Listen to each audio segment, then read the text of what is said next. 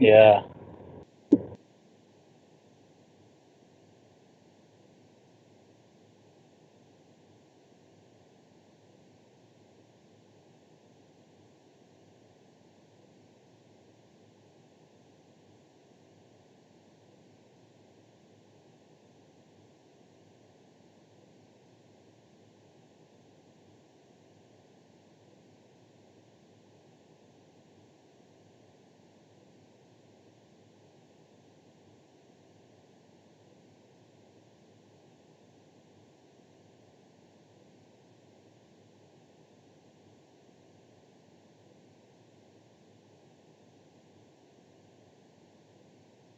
Members, I welcome everyone to this debate of the legislature, vote 2.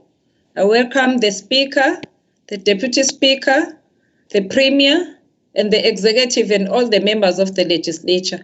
Can we start our meeting with a silent prayer? Amen. We are now starting our debate on vote 2. Let me take this opportunity to call upon the Speaker to report to give a report of the KZN Legislature, Honorable N.N. Boyce, for 45 minutes. Nkosi Sihlalo, Jibulisa, Deputy Speaker of the Legislature, Honorable Mluleki Ndobe, the Honorable Premier, Mr. Esizigalala, the members of the Provincial Executive Council, members of the Legislature of KwaZulu Natal, the Leader of the Official Opposition, Honorable Hlabisa, the Secretary of the Legislature, Ms. Naidu, the Senior Management of the Legislature, Senior Managers of the Government Departments, invited guests, and all of those members of the public who are joining us through the live streaming and other mediums of communication. Ladies and gentlemen, Honorable Chairperson, it gives me enormous pleasure to rise before this August House today to present the 2020-2021 budget vote for the KwaZulu Natal Provincial Legislature. Of course, Chair, we meet at a trying period in the life of our country and indeed the international community at large. We are at an epoch which, to paraphrase the English poet William Butler Yeats, threatens to undermine the very center of our convictions and hopes and loosen anarchy upon the world. Honorable members, there is no denying the devastation wrought by the deadly COVID-19 pandemic, which has been dubbed as the invisible enemy. However, for all its invisibility, the evidence of its presence is stark for all to see across cities, towns, villages, and entire countries where the pandemic has left behind a trail of obliteration of people's lives and the economy. The virus has lowered our already sluggish economy to a crawl, with some business having closed for good, resulting in massive unemployment. There is no doubt that the complexity and duration of the despair we face today will continue to depend on many factors, including the public health responses, state interventions, as well as strong oversight and public involvement.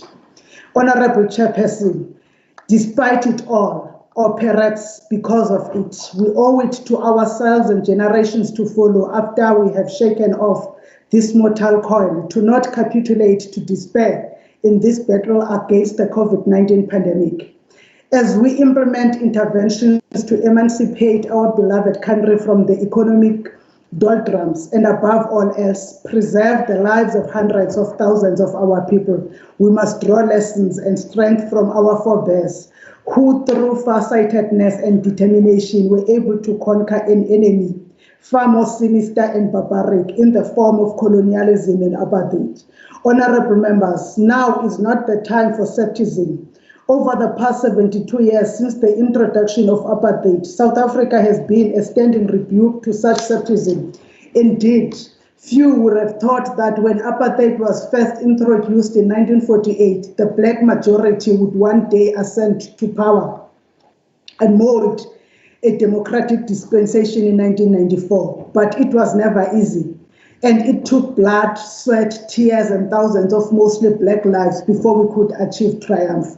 A name that easily comes to mind is that of Thembeyake Herigwala, who, despite the hostile political environment in which he found himself, was able to create spaces for action and take use of prevailing social, economic, and political systems at the time as a catalyst for the advancement of social change.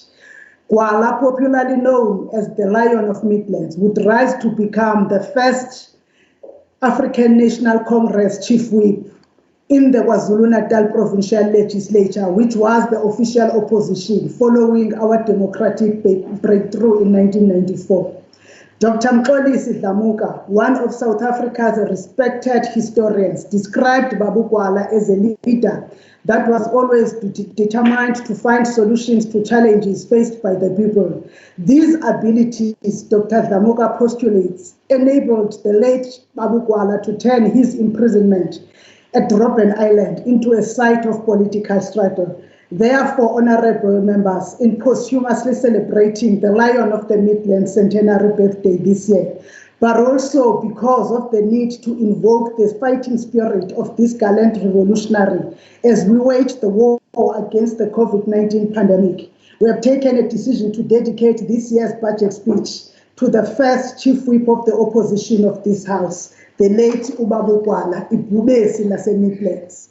As part of celebrating the life of this gallant hero, we have commissioned a journal that will serve as a historic consolidated record that will document all those men and women who have selflessly served the interests of democracy and the principles of our cherished Constitution since the dawn of democracy. It will become part of our history and legacy for the youth and others to find local role models from within this house as we build a capable state.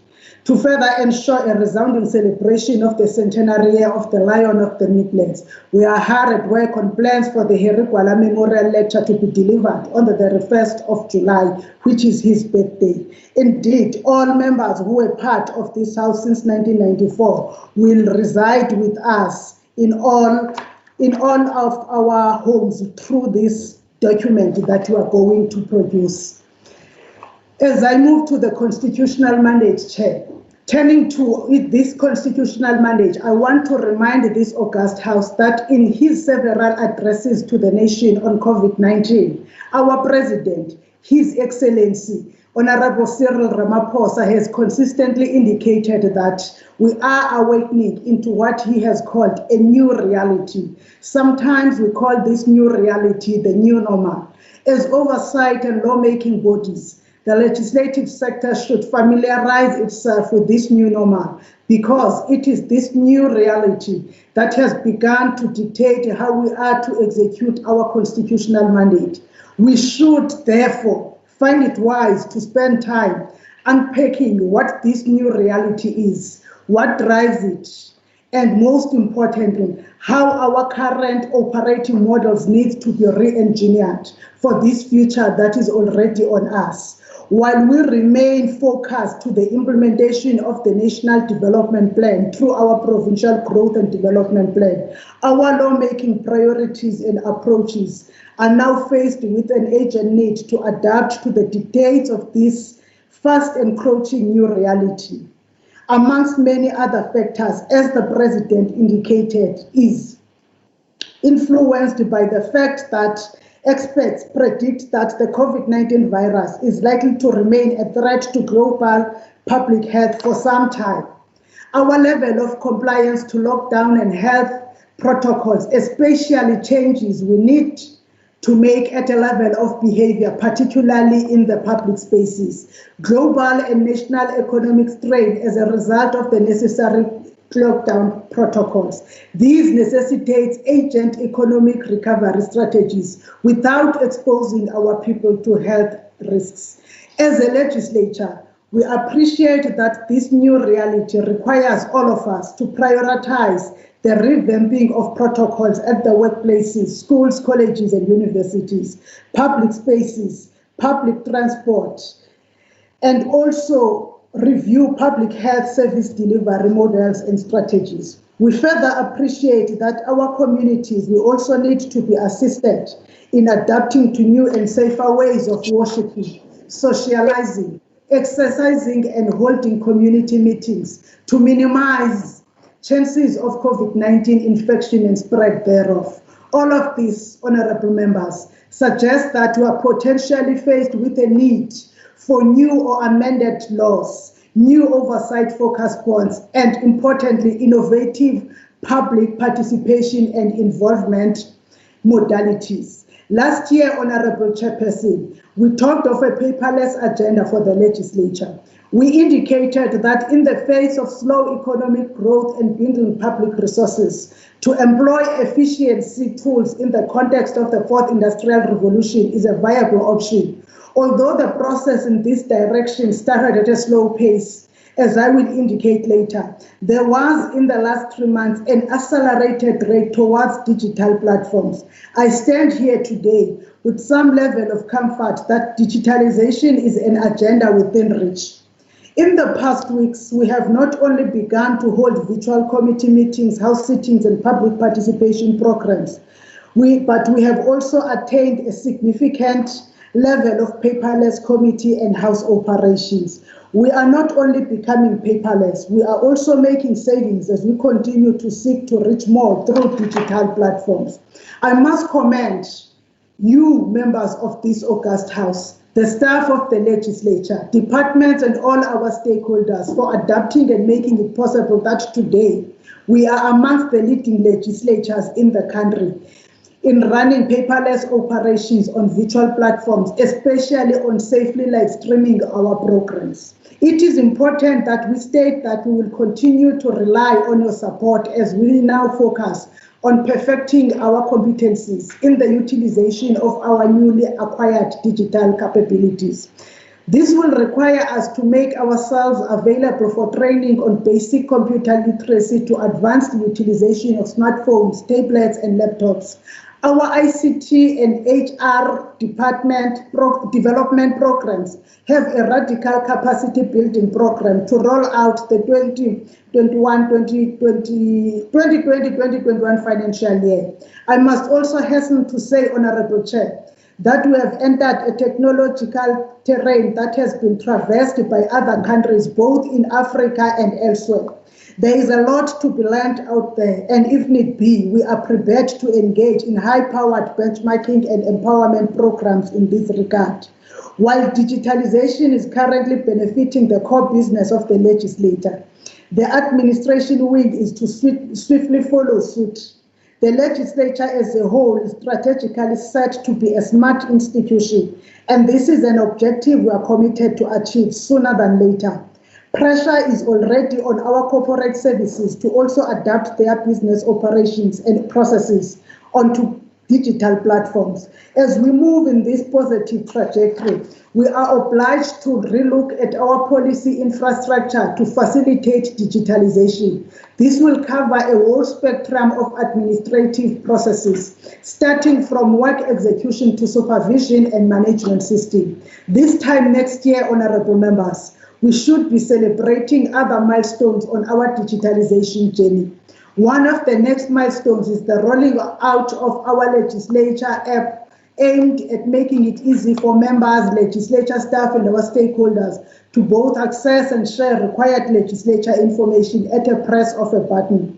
In keeping up with technology and strengthening oversight through access to information, the legislature has subscribed to Press Reader for all members so they can access, read, and utilize newspapers online using their gadgets.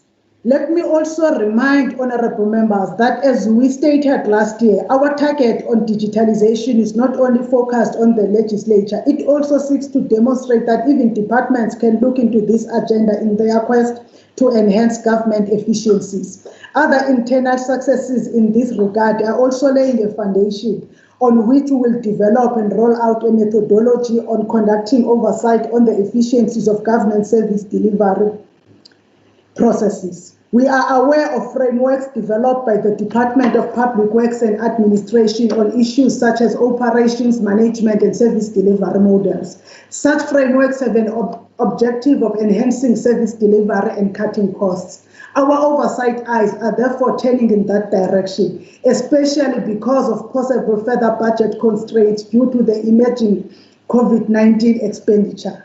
With due respect and heartfelt condolences to families of the many lives lost and affected by COVID-19 in the province, the country, and globally, the wise and the alert will always draw valuable lessons from every crisis. In the past 3 or so months, COVID-19 showed us that if we as a people put our minds onto an objective, as long as we remain united and focused, even the impossibilities become areas of new opportunities. Without downplaying any unfortunate social ills and administrative challenges that have, for an example, given rise to some heavily littered communities and dirty cities. We have in the past weeks of the lockdown seen cleaner cities emerging. This begs us to ask questions such as, what new laws are required, or which laws need to be better enforced to keep our communities and cities clean post-COVID-19? What laws and type of oversight is required to ensure that broken and malfunctioning families that produce street kids and people that are prone to crime and abuse are stopped? What better public and civic education strategies on alcohol and drug abuse are required to maintain and enhance responsible alcohol drinking, to keep drunken driving and traffic accidents low, as well as keep a low workload in our hospital casualty and other health facilities? How can oversight, lawmaking, and public involvement be utilized to take advantage of COVID-19 screening and testing programs, to promote early detection of and treatment of deadly diseases such as sugar diabetes, cancer, TB, etc.? This we need to do to promote healthy living. How should the legislature use its mandate to facilitate a fast recovery of lost economic ground during this lockdown period? How can we creatively take advantage of this crisis to deepen our democracy? We acknowledge the timely turnaround delivery by government on many issues, ranging from tackling crime-related cases to provision of basic services such as water and its communal tanks and many other services delivered during the COVID-19 lockdown pandemic. This indicates that there is a potential to do more, and within a short space of time, to ensure better quality of life for all. Honorable Chairperson, it should suffice to state that the list is not exhaustive. We are merely giving a few pointers in the direction of areas we are to embrace going forward. Honorable members, on oversight, we have not deviated from the implementation of provincial priorities in the context of the NDP and also espoused in the PGDP. For this 6th legislature and in terms of our strat plan, we have adopted an oversight strategic objective of providing an efficiency and research-driven oversight. Honorable members will then recall that having acknowledged the central role of research and financial analysis in our oversight duties, we committed to continue to find means and resources to provide all committees with at least one dedicated researcher and avail budget analysts to all committees. I am happy to say that to date, an additional 4 committees have since been provided with dedicated researchers. While these researchers are already servicing committees, they are still undergoing training and development and will be continuously supported and exposed to some prescripts. While processes are still underway to secure more researchers for the remaining committees, we are also focused on buttressing management capabilities in the research unit to improve quality of research and research rendered to communities. As part of strengthening our research work and oversight work, researchers, budget and content advisors, as well as cluster managers, received a fresher a refresher course on some mechanisms, with an emphasis on how best to implement budget information metrics and zoomed on tools of analysis for sector oversight model. This week-long training program included, as well as the following areas: training by the Department of Planning, Monitoring and Evaluation on the NDP and the new planning framework, training by the Office of the Premier and the Planning Commission Secretariat on PDGP and on how provincial departmental planning is coordinated to ensure that NDP, PGDP outcomes and targets are expressed in departmental strategic and annual performance plans. We want to remind honorable members that when our committees in the 5th legislature began to draw up their annual oversight plan priorities from the NDP, this caused some departments to review their APP targeting.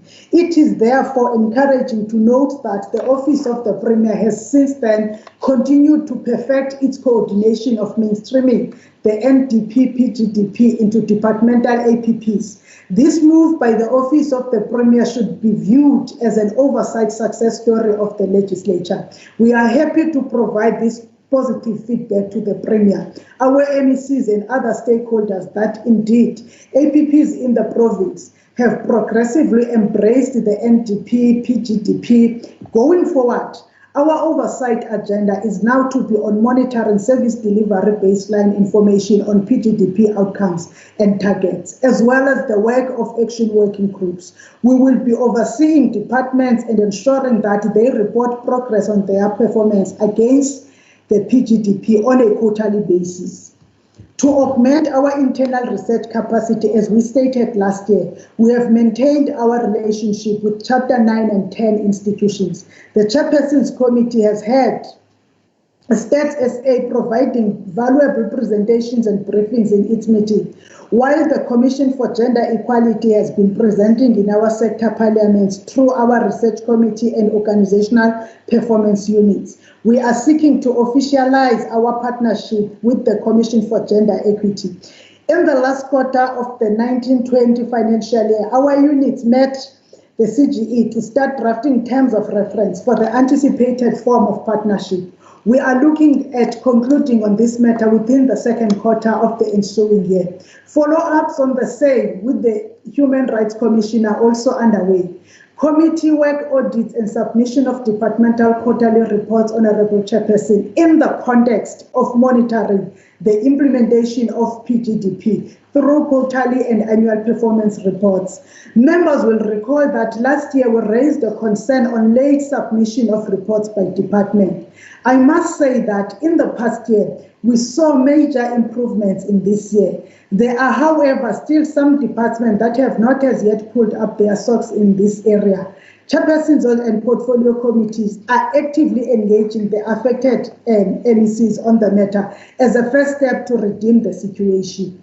The second approach introduced on this matter is that the analysis of departmental quarterly reports have in our 2020-2021 APP been elevated into a quarterly report regime in terms of FAMPLA. This means late submissions of quarterly reports will be reported as part of the legislature's quarterly performance reports that get tabled in the House and to stack off. These reports are subject to audit by both the internal auditors and the AG. Our researchers were also trained by the Office of the AG during the week-long workshop that was held at the Trade Port. While the training covered the AG's role and responsibility, but it focused on the legislative amendments in the auditing arena. This was important for our committee's support staff to understand and ensure good governance at a committee level. Honorable members, you will recall that last year we shared with this August House that the audit of committee work through SOM has moved to center stage.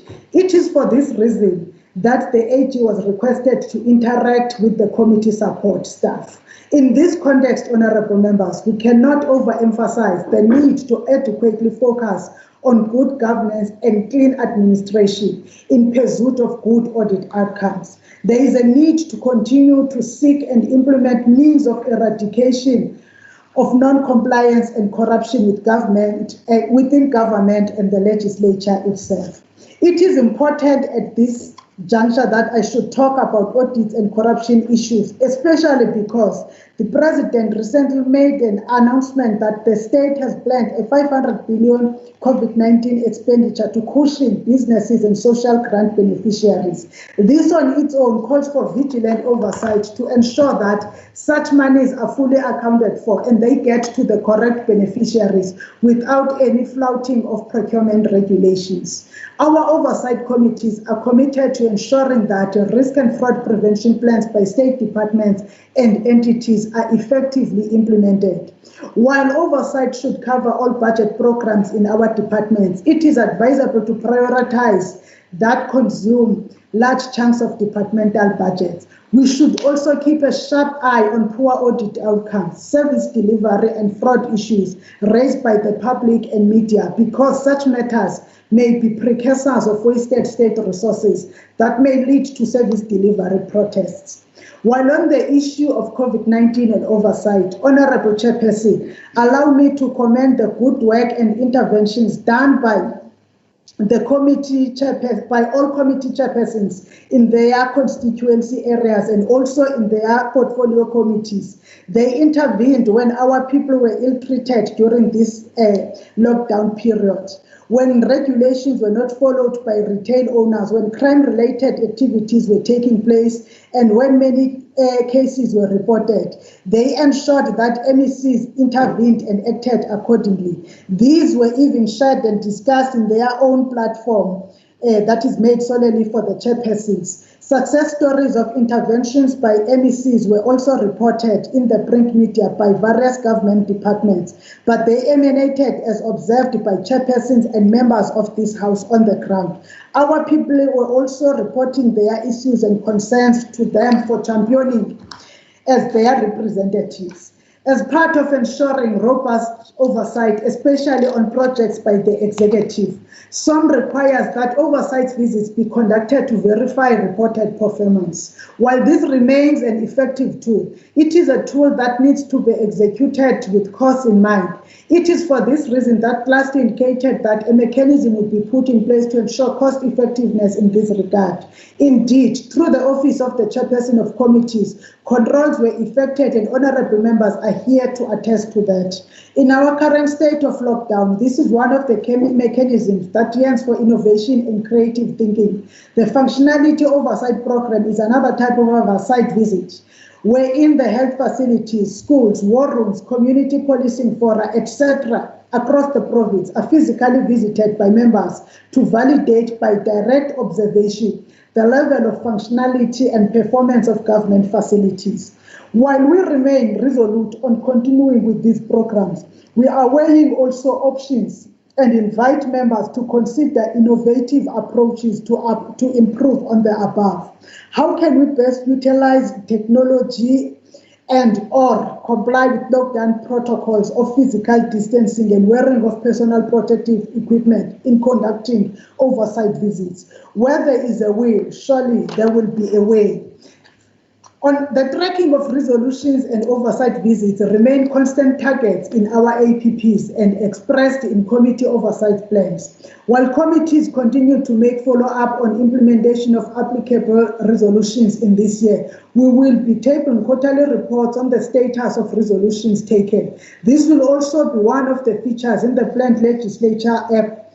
This will include as well the status of questions directed at MECs by members. Honorable members, we will recall that since the inception of the sector oversight model almost 10 years ago, our committees have been producing through our research unit focused intervention study reports. These reports have valuable recommendations. While we will continue producing such studies, in terms of our committee AOPs, we have come to a point where we should be pushing for the implementations of these recommendations by government departments and give us action reports on a quarterly basis. In the year 2020-21, our knowledge management unit will compile, bind, and produce annual volumes of these FIS reports. These volumes will be made available through our library. Committees are encouraged to use those FIS topics that are adopted early, preferably before the close of the second quarter. This will allow adequate time for research and processing of reports, as well as implementation of applicable recommendations. Honorable members, we are all aware of the district delivery model that was introduced to enhance service delivery. We have an obligation of ensuring that we not only familiarize ourselves with it, but of conducting oversight on its implementation in the province. An FIS for the Committee of Chairpersons on this matter may be appropriate to develop an oversight approach on the implementation of this model. International empowerment programs last year, honorable members, were committed to review the policy on what we used to call international study tour. We also committed to ensure that early plans for traveling be made to ensure that in 2020-2021 committees engage on their empowerment programs without delays. We have, Honorable Chairperson, amended and approved the policy as promised. However, while we had also approved an implementation plan, committees have not been able to embark on the program in the light of the COVID-19 lockdowns. This is anticipated to be the status until the country has lifted the travel ban and the host country have given the go-ahead in respect of receiving travelers from other countries. Honorable members, the 6th legislature will pursue a lawmaking strategic objective of providing an impact and consultative lawmaking processes. On this note, Honorable Chairperson, we indicating last year that during this term, we will, amongst other laws, look at scrapping of unconstitutional prescripts from the apartheid era and assess impact of laws passed by this democratic era, especially provincial laws. It is during this year that this process will begin, and next year we shall give an account on this matter.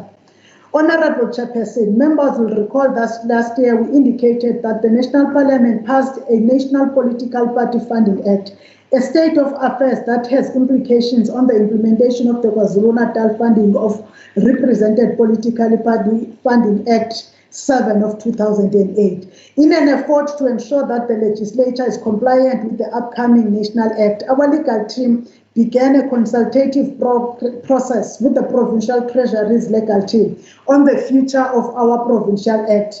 Consultations were also made with the Independent Electoral Commission in the province on this matter. It is clear that to remain compliant with the National Act, our Provincial Act has to be repealed. A suitable funding mechanisms need to be developed and be put in place in time before the National Act comes into effect. This is therefore one of the strategic deliverables for this financial year. Appropriate consultations with political parties represented in the House is in our priority list for this year. While the legislature is constitutionally empowered to pass and oversee implementation of provincial laws, there is, however, a gap regarding the oversight over subordinate legislation. The legislature is yet to get into this space of playing a more central role in the development and amendment of regulations for provincial legislation. We therefore look forward to entering conversations at appropriate and strategic levels on this matter. Related to the matter on subordinate legislation that I've just spoken of on, Honorable Chairperson, there is another gap. While the legislature may amend any bill that is referred to the legislature prior to adopting it, the legislature's lawmaking power is severely curtailed by its inability to amend money bills. This is in view of the fact that Section 120 of the Constitution provides that a provincial act must Section 120 of the Constitution provides that a provincial act must provide for a procedure by which the province's legislature may amend money bills. There is therefore a need to pass such a provincial act in KwaZulu Natal. In the context of digitalization, as already discussed, we had to move fast to amend our standing rules. This was to ensure that while the legislature moves to employ concepts of virtual conferencing in its business, will remain within the provisions of the rules of the House. We remain thankful to members of this august House, especially the Rules committee and party leaders for the contributions made to get us to legally utilize technology at this level. I am sure that as we continue to innovate, we will identify other areas in our roles that will lead a review to allow innovation to up our game. Honorable members, on as we know that public participation is the heart of our democracy. This is a mandate that we seek to pursue honestly. Our strategic objective is to continuously establish formidable and strategic partnerships with citizens, communities, and civil society organizations. We stated last year that vulnerable groups, including but not limited to victims of gender-based violence, sex workers, and the LGBTQ communities, street vendors will be targeted. We are happy, honorable members, to report to you that while we were successful in holding our standing public participation programs, we were also able to reach out to new society groupings within our provinces. We know that at least KwaZulu Legislature has been engaging with such groups in their province, but as KwaZulu Natal, we might have been doing it for the first time, and surely it was not the last. We intend having more interactions with them and explore other ways of engagement.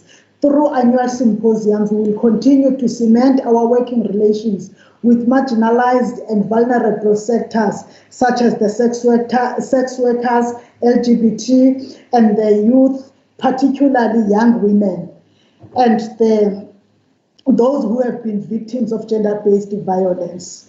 We want to also highlight, honorable members, that June is known as a youth month due to what happened in 1976 and the role that has been played by the young people in the fight for freedom in our country. But we must also remember that June is a Pride Month, which is a month that is celebrated by the LGBTIQ. And we want to invite members to be part of ensuring that as we deepen democracy, we are also not part of continuing to have discrimination. We must always walk and do our work with pride. We therefore seek to ensure that we do that in the month of June, and it does not pass silently. Having acknowledged that a growing number of our youth is fast moving onto a digital economy and communication platforms, we indicated that our operations as the legislature will need to adapt in a manner that will include those that have moved onto fourth industrial revolution platforms.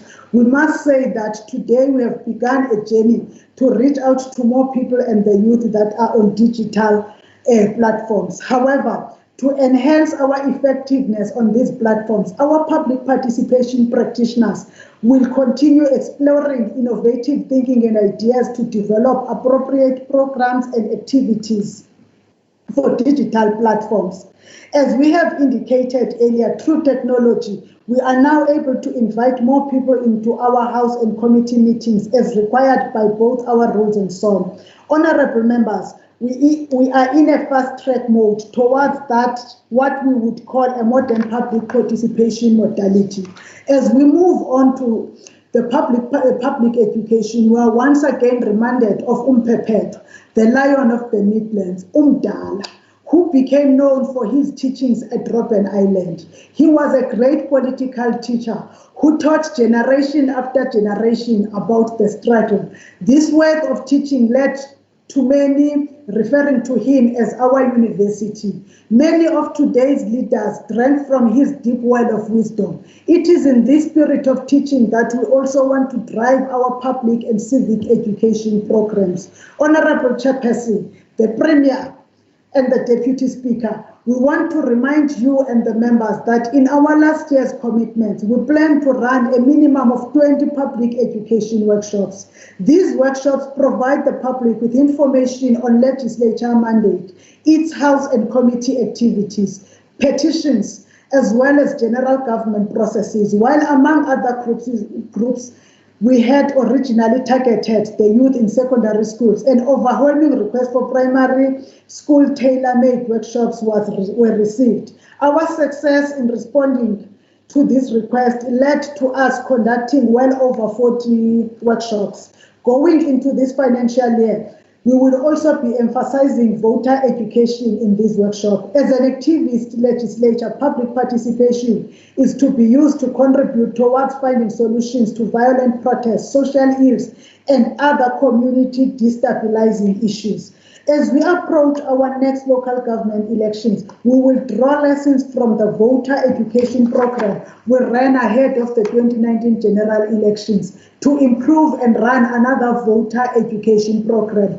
This will be a program that will run beyond the local government election, as we believe that voter education should be a perpetual process and not a once-off event. Chairperson, in our continued bid to get closer to our people, constituency weeks continued to be used by our members to reach out to the needs of our communities. In the recent weeks since the lockdown, we saw many of our members working on the ground in their constituencies. This, as we indicated last year, is part of ensuring that the legislature through the constituencies becomes more visible in the communities. This lockdown period has given us an opportunity of looking how best should our constituency office be better capacitated as springboards to do their constituency work and how communities may make inputs into the work of the legislature.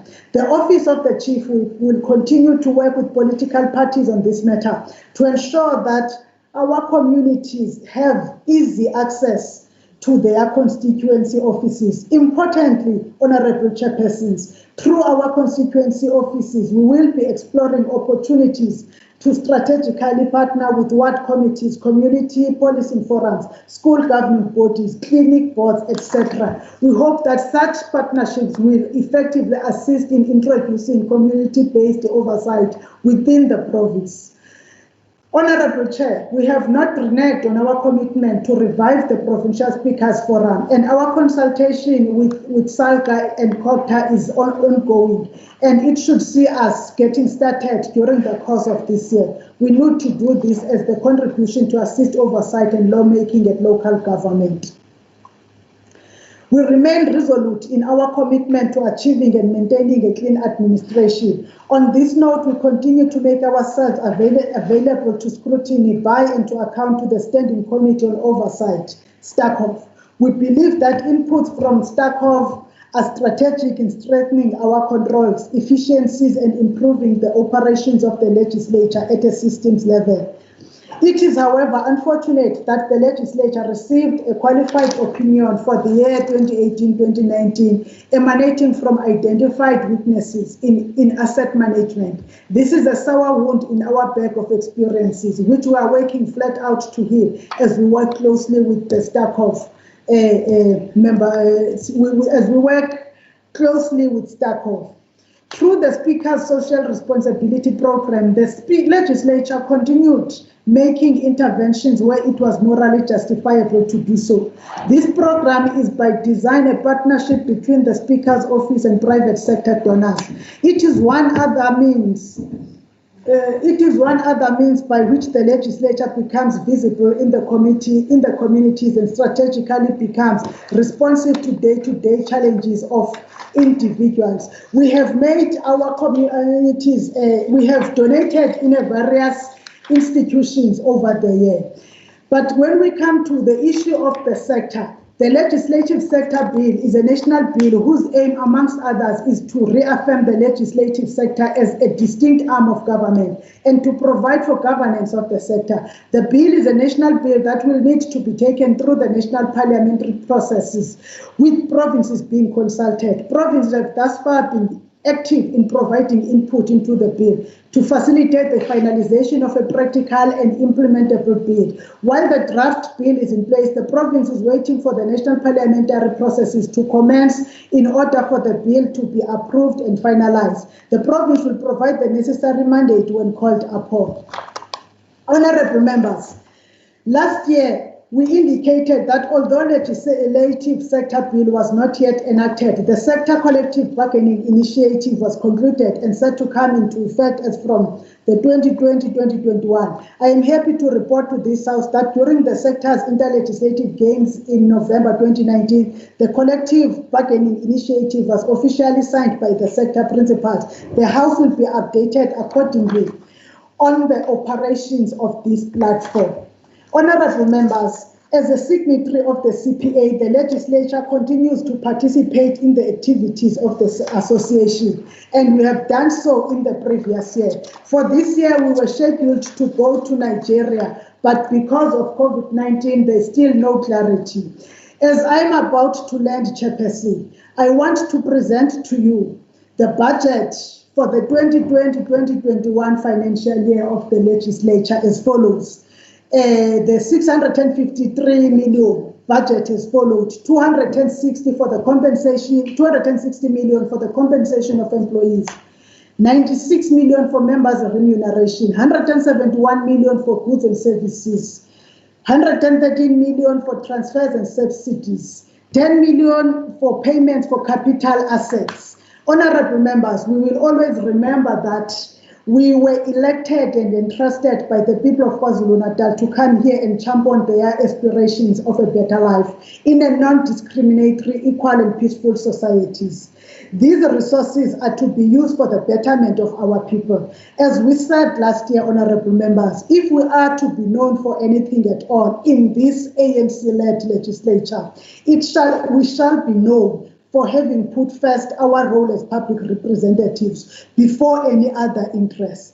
The spirits of our departed and still alive heroes and heroines of the struggle must share this common goal with us when they started to fight for the freedom. As we come to the end of our budget speech, allow me to take this opportunity to appreciate the support from the Deputy Speaker, Ubudwam Usiwa, Honorable Ndwele, the Secretary of the Legislature and her management team, the leadership that we get from the Office of the Chair of Chairs, the Office of the Chief Whip, the leaders of the parties in this legislature, all parties. We are working so well in this legislature. The members of the legislature, all of you, you are appreciated. But of course, my special thanks goes to the people's movement, the movement of Herekwala, the movement of Nelson Mandela, and its alliance, the ANC.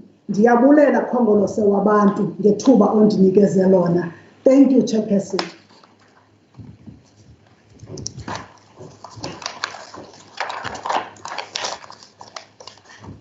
Thank you so much. Thank you for a well-structured speech, Honorable Speaker.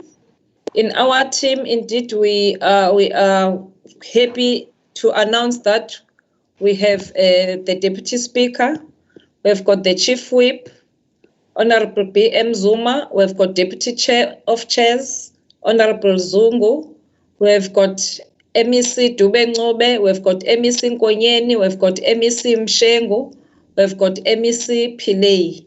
Thank you for coming to this team and come and support your colleague. May we now proceed with the agenda. On the speakers list, I'm pleased to call upon the chairperson of the Standing Committee on Oversight on the Provincial Legislature Budget. Starkov, Honorable N. Dombela for 10 minutes. Thank you, Chairperson. Greetings, honorable members. This is a report on the Standing Committee on Oversight of the 2021 Budget of the Legislature.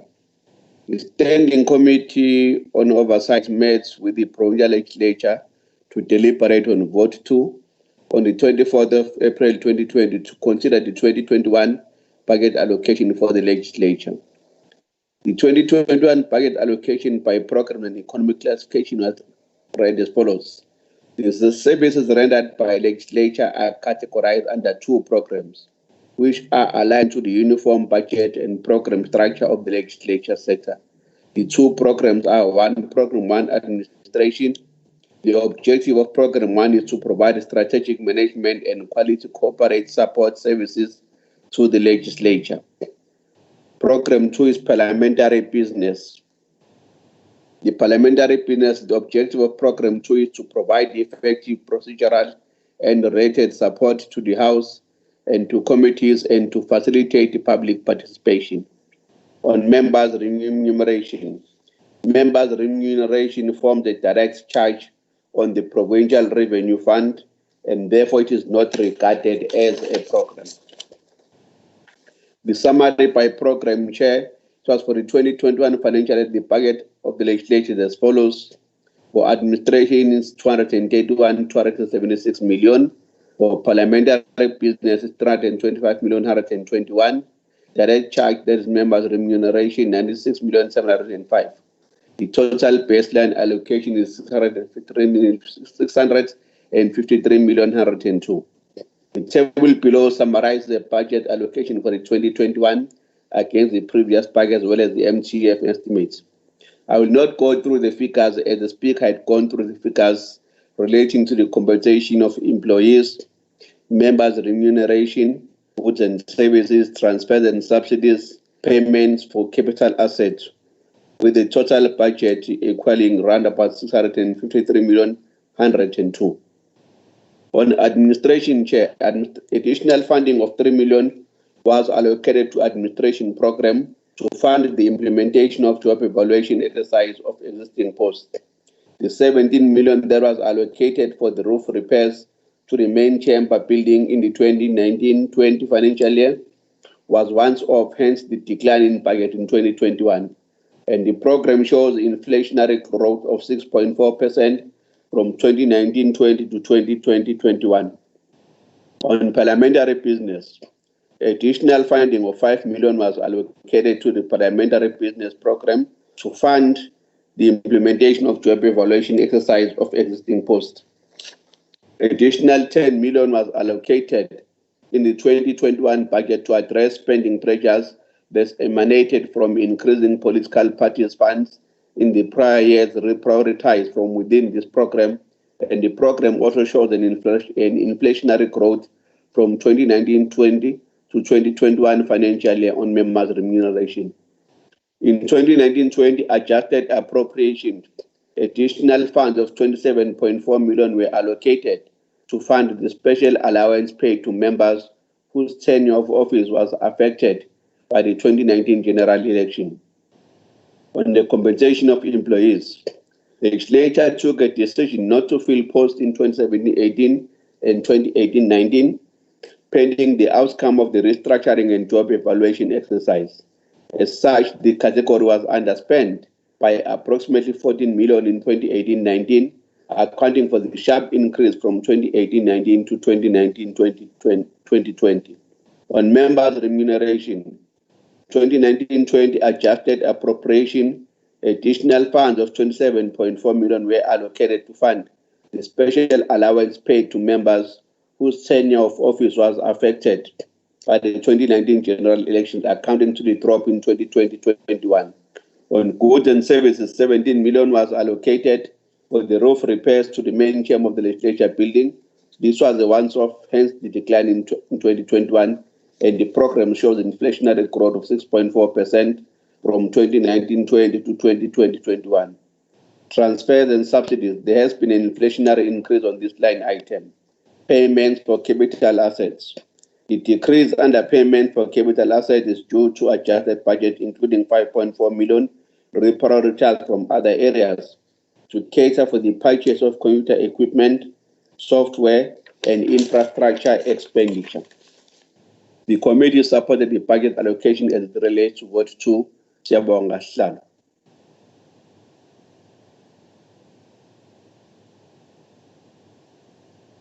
Thank you, Honorable Member. The next speaker to deliberate is Honorable B.M. Zuma, who will debate on behalf of the ANC for 8 minutes.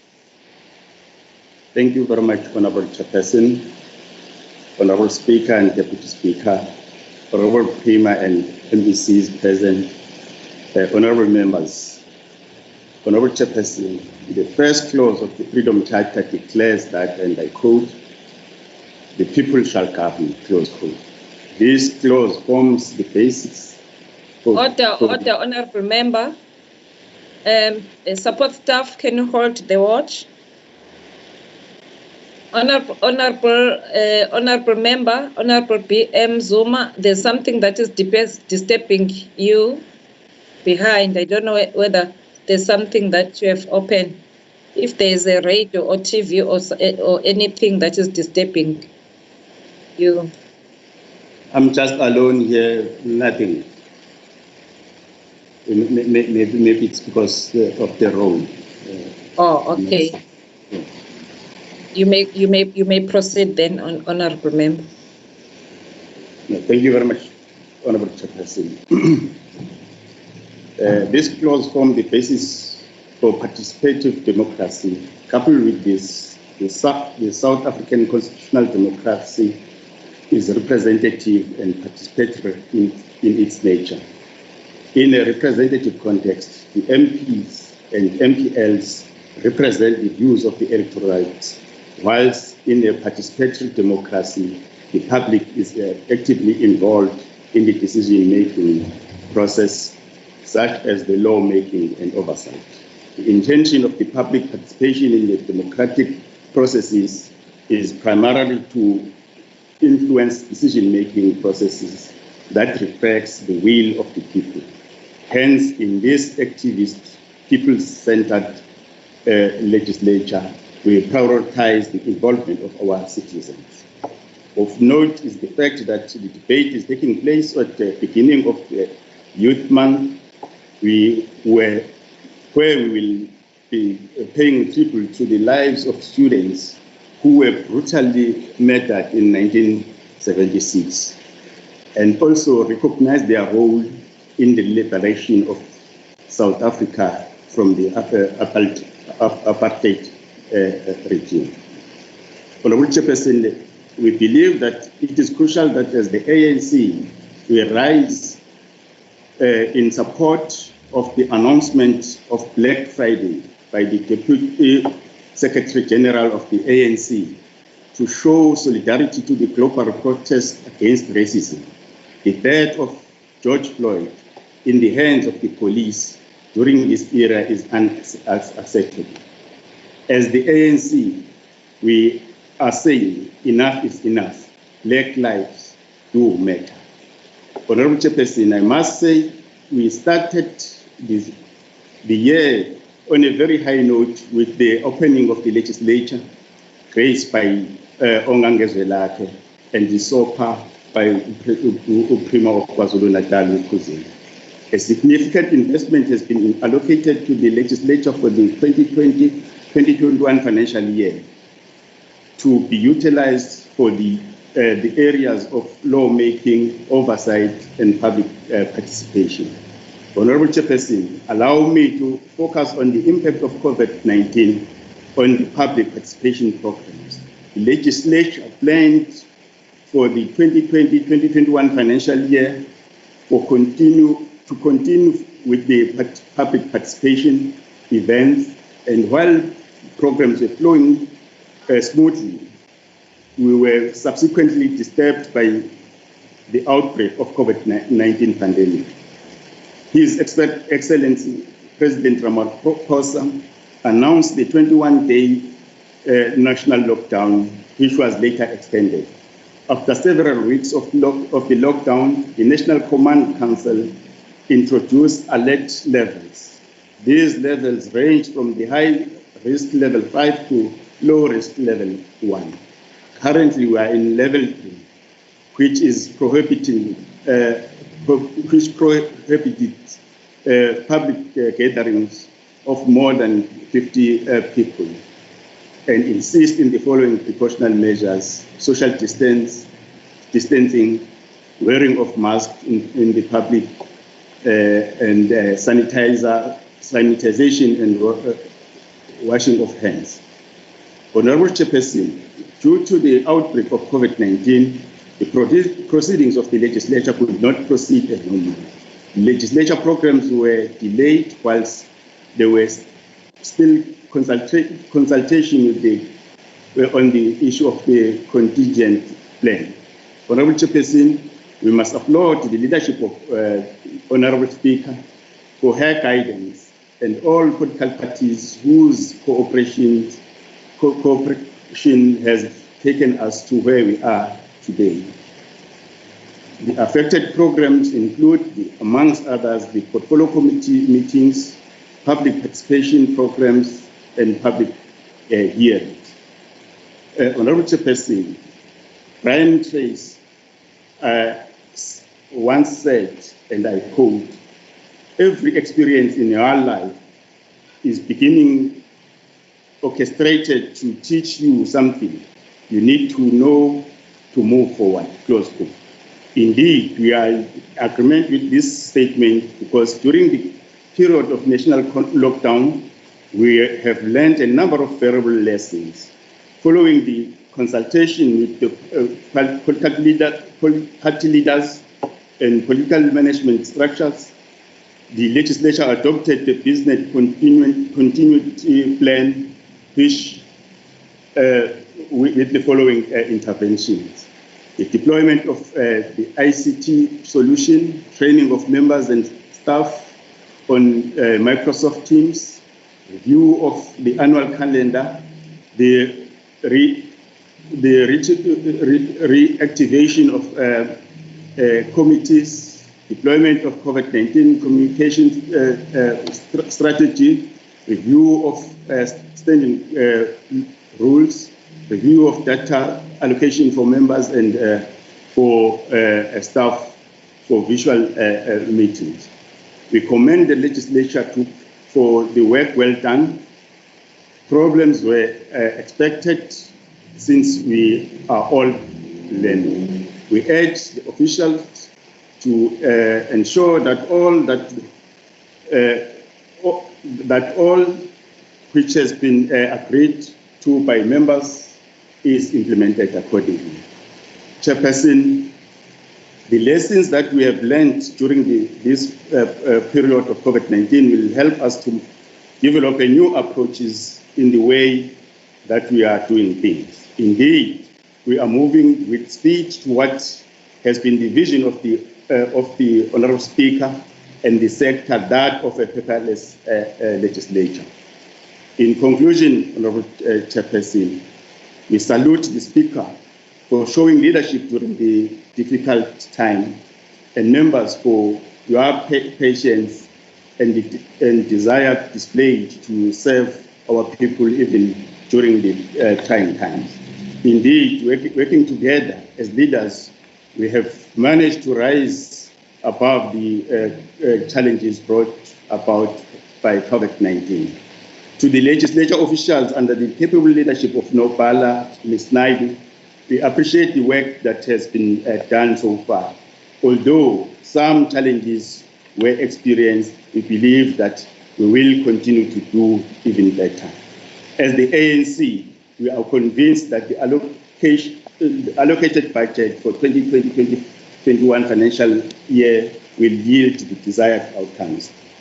Honourable Chairperson, as the ANC, we support budget vote as tabled. Vote 2 as tabled. Thank you very much. Thank you, Honourable Member, and thank you for saving some time. We have saved about more than a minute. Can I call the next speaker to debate, Honourable Obi Kunene, who will debate on behalf of the IFP for 5 minutes. Honourable Chairperson, Mrs. Tombela, Honourable Speaker and Honourable Deputy Speaker, Honourable MECs, Honourable Members of the Legislature, Honourable Leader of the Official Opposition and the Secretary of the Legislature. This is the last day of the debate that's taking place, Budget Day, on the Youth Month.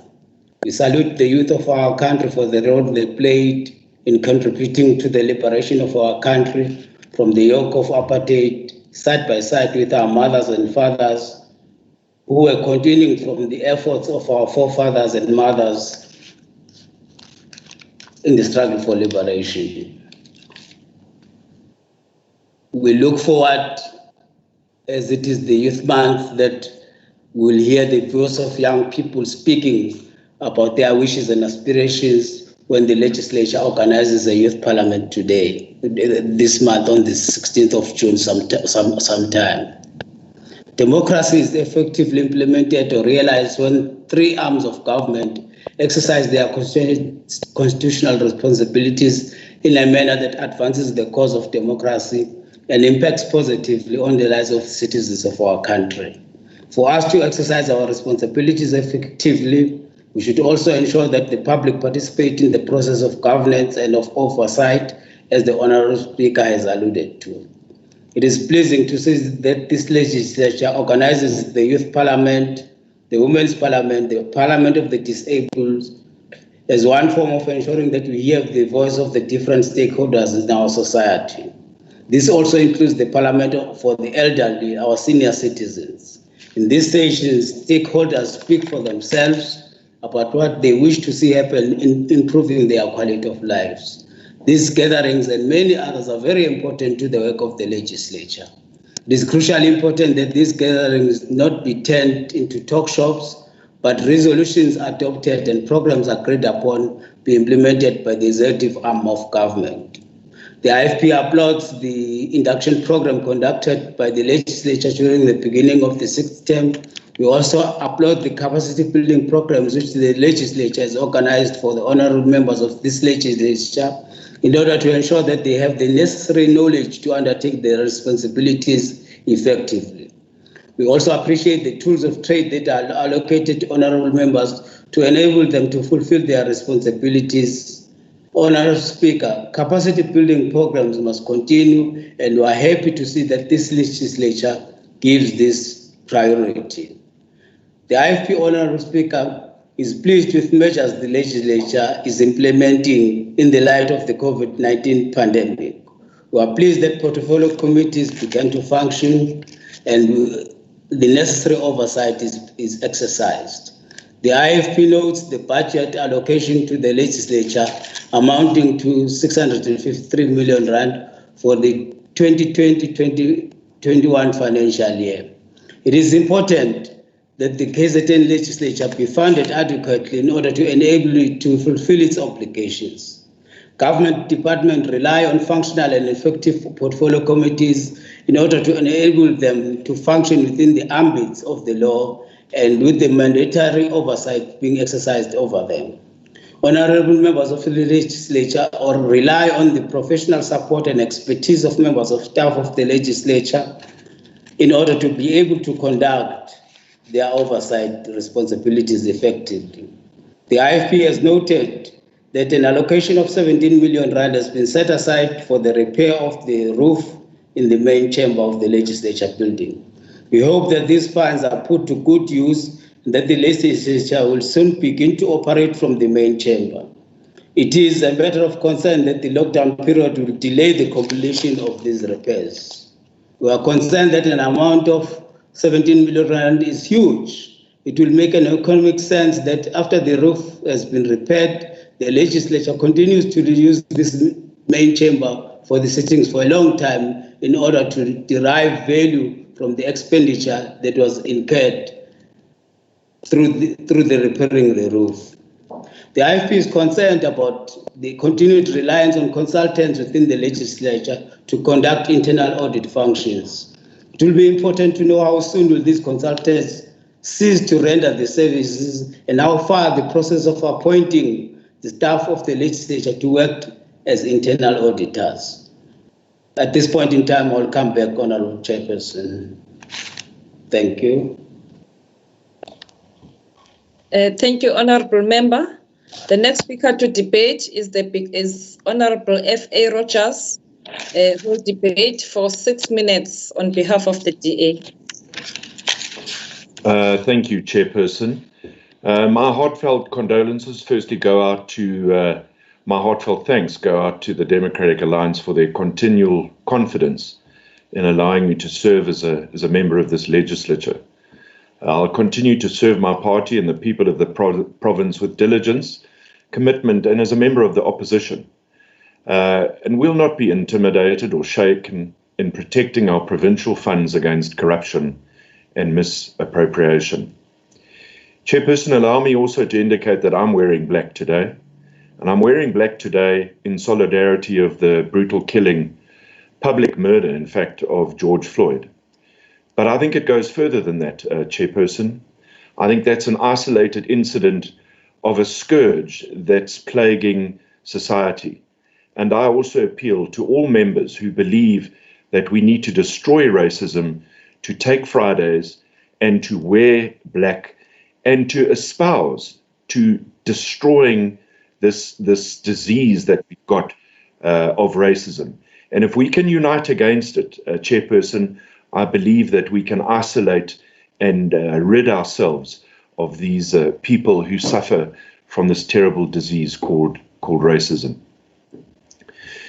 Madam Chair, interestingly, one of the strategic objectives of this department in Vote 2 is to enhance efficiencies through utilization of digital platforms and the provision of information communication technology. So, we need to give some credit where credit is due. If I'd told you prior to March 26, 2020, that this establishment wouldn't have all its sittings and committees would no longer be sat, but we would be doing it in the realm of a virtual platform, the majority of you would have laughed at me and wondered, in fact, what substance I was using to cause this moment of madness. The pandemic of COVID-19 certainly took us all out of our comfort zone by enforcing stringent social distancing regulations on society, creating surreal environments in which we had to perform what was, in fact, in the past, a menial task. And when I refer to comfort zones at this stage, I'll ignore the challenges that I've personally faced with nicotine. That's something I shall deal with later. But, Madam Chair, it was literally within hours of the announcement of the impending lockdown that the Speaker and the Legislature administration had put together a plan of action to ensure that this House could meet its mandates timeously and within all legal prescripts. With a few minor hiccups, the virtual system was quickly adopted and implemented. This included changing the House rules to meet the virtual environment and ensuring that IT systems were up and running to accommodate the process. This was a task done, and the Legislature administration team here need to take a bow, Madam Chair, and they need to take credit for a job very, very well done. Moving forward in post-COVID-19, it's now evident that we are fully equipped and capable to operate within the fourth industrial revolution. Considering the substantial operational budget reductions because of the fiscal consolidation cuts, of course, resulting in the reductions of 1.7 million, 8.4 and 12.1 million over the MTF. These cuts were affected against Program 1 and 2 and will obviously have influence on expenditure with public participation events. However, now with social distancing a new way of life for the near future, this year will experience some under-expenditure in these events. What we have proven is that virtual engagements are indeed effective. We've witnessed that with the Workers' Parliament, which was very successful on the virtual platform. So quite simply, Chairperson, we can now adopt this tool of the fourth revolution to reduce our costs in transport, travel, hall hire, catering and equipment, not just under Vote 2, but across all provincial departments. Realistically, other than departmental projected oversight, there is now no need for expenses to be incurred for committee meetings and/or sittings and public engagements. During these departmental debates over the past few days, one message has come across loud and clear and concise from the majority in the House. It can no longer be business as usual. It'll take a unified and concerted effort to address the fiscal challenges that are going to face us post-COVID-19. So, Madam Chair, if we are serious about this, then the DA challenges everybody in this House, including the ANC, to post its colours to the mast.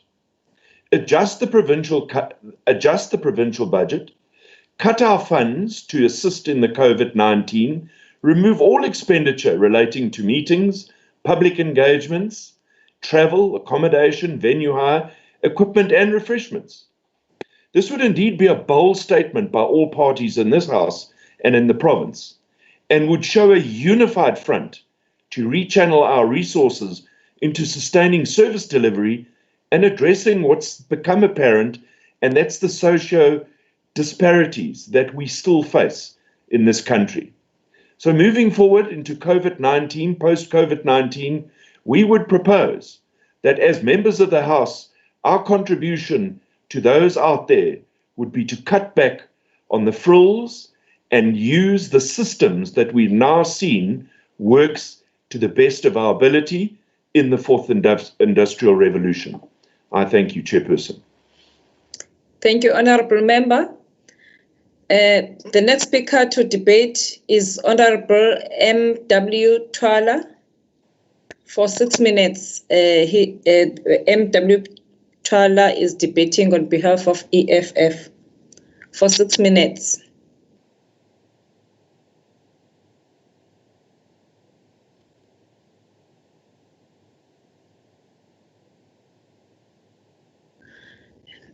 M.W. Twala. Honourable Twala.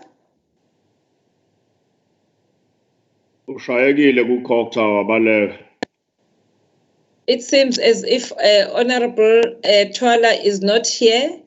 I'll now call the next speaker on the speakers list, Honourable Z.L.I. Ele, who will be debating on behalf of the ANC for 8 minutes. Honourable Premier, Sihle Zikalala, Honourable Chairperson, Honourable Members, I'm called today to take part in this debate of Standing Committee on Oversight. For that, I'm honoured and grateful to my organisation and the people of KwaZulu Natal. Honourable Chairperson, what does this House represent? In the 16th century, criminal settlers landed in this beautiful African continent. Instead of peacefully settling down together with the natives, they decided to steal and loot. They stole and looted our land, mineral resources, which culminated to them in the 17th and 18th century, stealing and looting the people of Africa by inhumanely kidnapping them and forcing them into slavery in the imperialist America and other imperialist European countries. There, they exploited our African brothers, sisters, mothers, and fathers to do work as indentured servants to build America and Europe. Through colonialism and slavery, these criminals and ruthless settlers enriched the West at the backbone of Africa's wealth. Hence today, we are as poor as ever. The struggle in South Africa was fought by kings and chiefs with spears and assegais against the well-armed army of settlers who carried rifles and cannons. God knows that our kings and chiefs put up a good and brave fight to defend the only land and mineral resources we have. Inkosi uCetshwayo kaMpande eyidudula noNtsingiswayo Khoza noDabulamanzi kaMpande bayibamba impi yasesandlwane bekhombisa amangisi ukuthi asiwadingi kangakanani kuleli likaMthaniya. Bagcina benqotshiwe. Ayimanga lapho impi yaqhubeka iyeza yaze yafika kwakhiwa ukhongolose wabantu. Walwa walibuyisa izwe. Lona libuya kodwa umnotho awukakabuyi. Ilapho ke singena khona ngoba namhlanje sisawubambile umzabalazo wokubuyisa konke okwakungokwethu kuthina. Hence we say, Aluta continue, not yet Uhuru.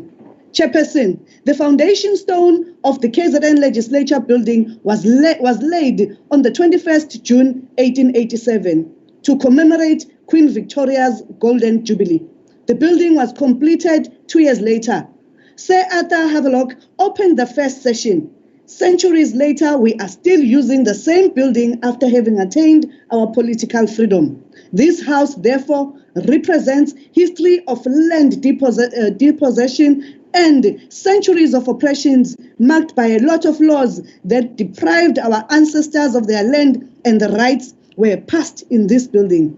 Some of the sordid laws that were passed in this country and defended in this house are 1911 Mines and Workers Act, Blackland Act 27 of 19 June 1913, 1920 the Native Affairs Act of 1920, the Durban Land Alienation Ordinance on 14 of 1922. The Natal Province Council passed 3 ordinances in 1922, namely the Rural Dealers License limiting the right of indigenous people to appeal, the Township Franchise Ordinance, Indians lost municipal franchising, the Durban Land Alienation Ordinance, which gave Durban Town Council the right to restrict ownership and occupation of land of any race group. Honorable Chairperson, in the 5th administration, a progressive decision was taken by this august House that a new government precinct must be built that will house the legislature and other government departments. I must say, I cannot wait for the day to come where we shall move into this new building.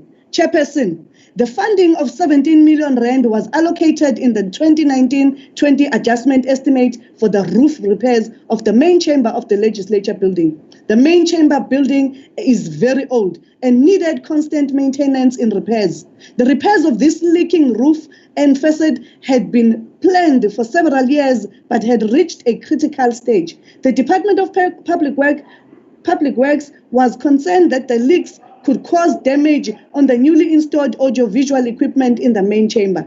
The construction work commenced on the 26th March 2019 and it was expected to be completed by June 2020. Due to COVID-19 lockdown, all construction work was halted. Hence, the project is now expected to be finished later than anticipated. Currently, the project is 54% complete, which may cause the project to have budget escalation. As the Standing Committee on Oversight, we will be keeping an eye on these escalations from the original budget. The strategy and tactics of the ANC states that over the past 3 decades, the world has experienced an explosion of technological advances with massive potentials to improve the human conditions. Information communication technology, biotechnologies, genetics, science of small particles have opened many frontiers of progress in health science, agriculture, space, exploration, and other sectors. The mighty organization knew that technology is in the near future will be a new normal. What tactics are we putting in place to align ourselves with this strategy? It is now an acceptable fact that life as we know it is no more. We are now living in the times of the 4th Industrial Revolution. Most members of this august House and colleagues must have thought it was a pipe dream when the Speaker of the House, Honorable N.N. Boyce, as early as the first sitting of the 6th Parliament, declared that this legislature must be a paperless institution. This legislature was proactive, even though most people did not want to follow the instructions that all committee meetings must not print any documents. Instead, documents must be shared via emails and members must at all times carry their laptops and tools of trade. We commend the legislature for ensuring that all members are trained to use their tools of trade and the new systems of teams to be able to do their committee work efficiently and effectively in these times of international disaster. It was really interesting to learn more. Although some members have connectivity issues due to the fact that some areas in this province have no networks, but we heard the MEC of ETIA saying that the Premier is rolling out the network issues. The legislature has made provision for those members to be able to attend the sittings in the legislature in small numbers that observed the COVID-19 restrictions. Congratulations, honorable members, for holding a successful budget sittings under the new normal. We support the struggle of the American Black Lives Matter. Yes, Honorable Maggie, the DSG of the African National Congress has said, let's make Fridays everyone to wear black. Therefore, I support that view and Aluta continua. I thank you. Thank you, Honorable Member. I must say I'm very impressed. Honorable members, they are sticking to their time. I just hope that we will continue like this until the end of the debate. The next speaker to debate is Honorable V.R. Mlodra, who is supposed to debate for 2 minutes, However, I'm advised that Honorable Mloja won't participate in this debate. I'll therefore call upon Honorable S. Thakur Rajbansi, who will debate on behalf of the MF for 2 minutes.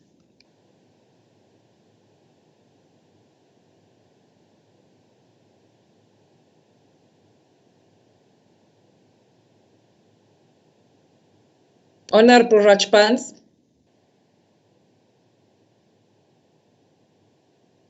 Honorable Rajbansi is not here.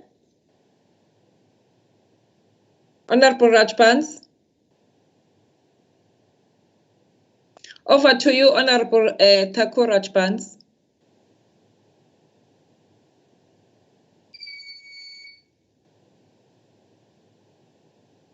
Is Honorable Rajbansi here? Because I can see that she is present. Honorable Thakur Rajbansi.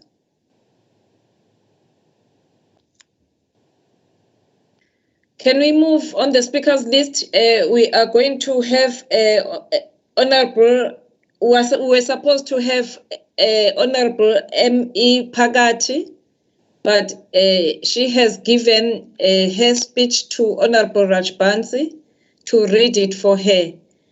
And then I will move to Honorable S.E. Mangale, who will debate for 2 minutes. Honorable Mangale.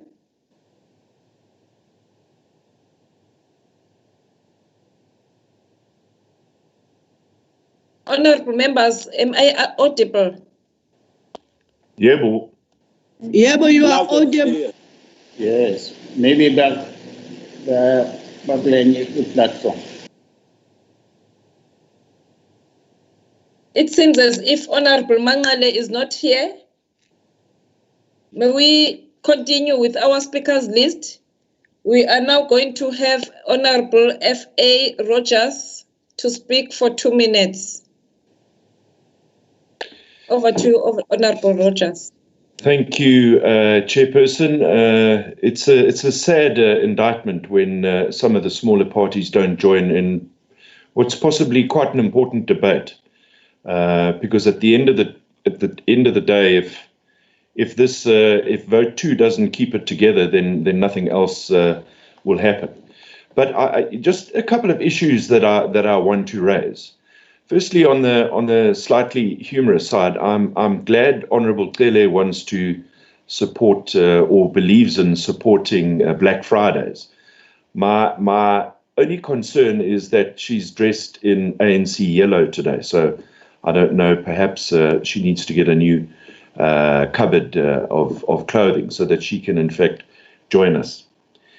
But having said that, there's a couple of other things I want to raise as well, Chairperson.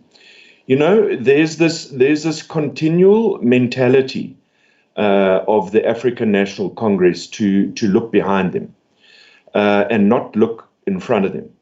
Now, I can understand that you can't build a society without assessing where you've come, what's gone wrong, and then adapt, adopt, and improve in a way going forward. But then here's the thing. We still belong to the Commonwealth Parliament. Why would we belong to the Commonwealth Parliament when in fact it was an establishment? The history goes back to the British Empire. So, you know, if we're going to continually look back and make all sorts of allegations, then let's be united on this. And let's say, well, if we want African solutions to African problems, then let's find them. But let's not do what suits us, you know. It's all very well to be able to run along to a Commonwealth Parliament, but what is the political ramifications of that?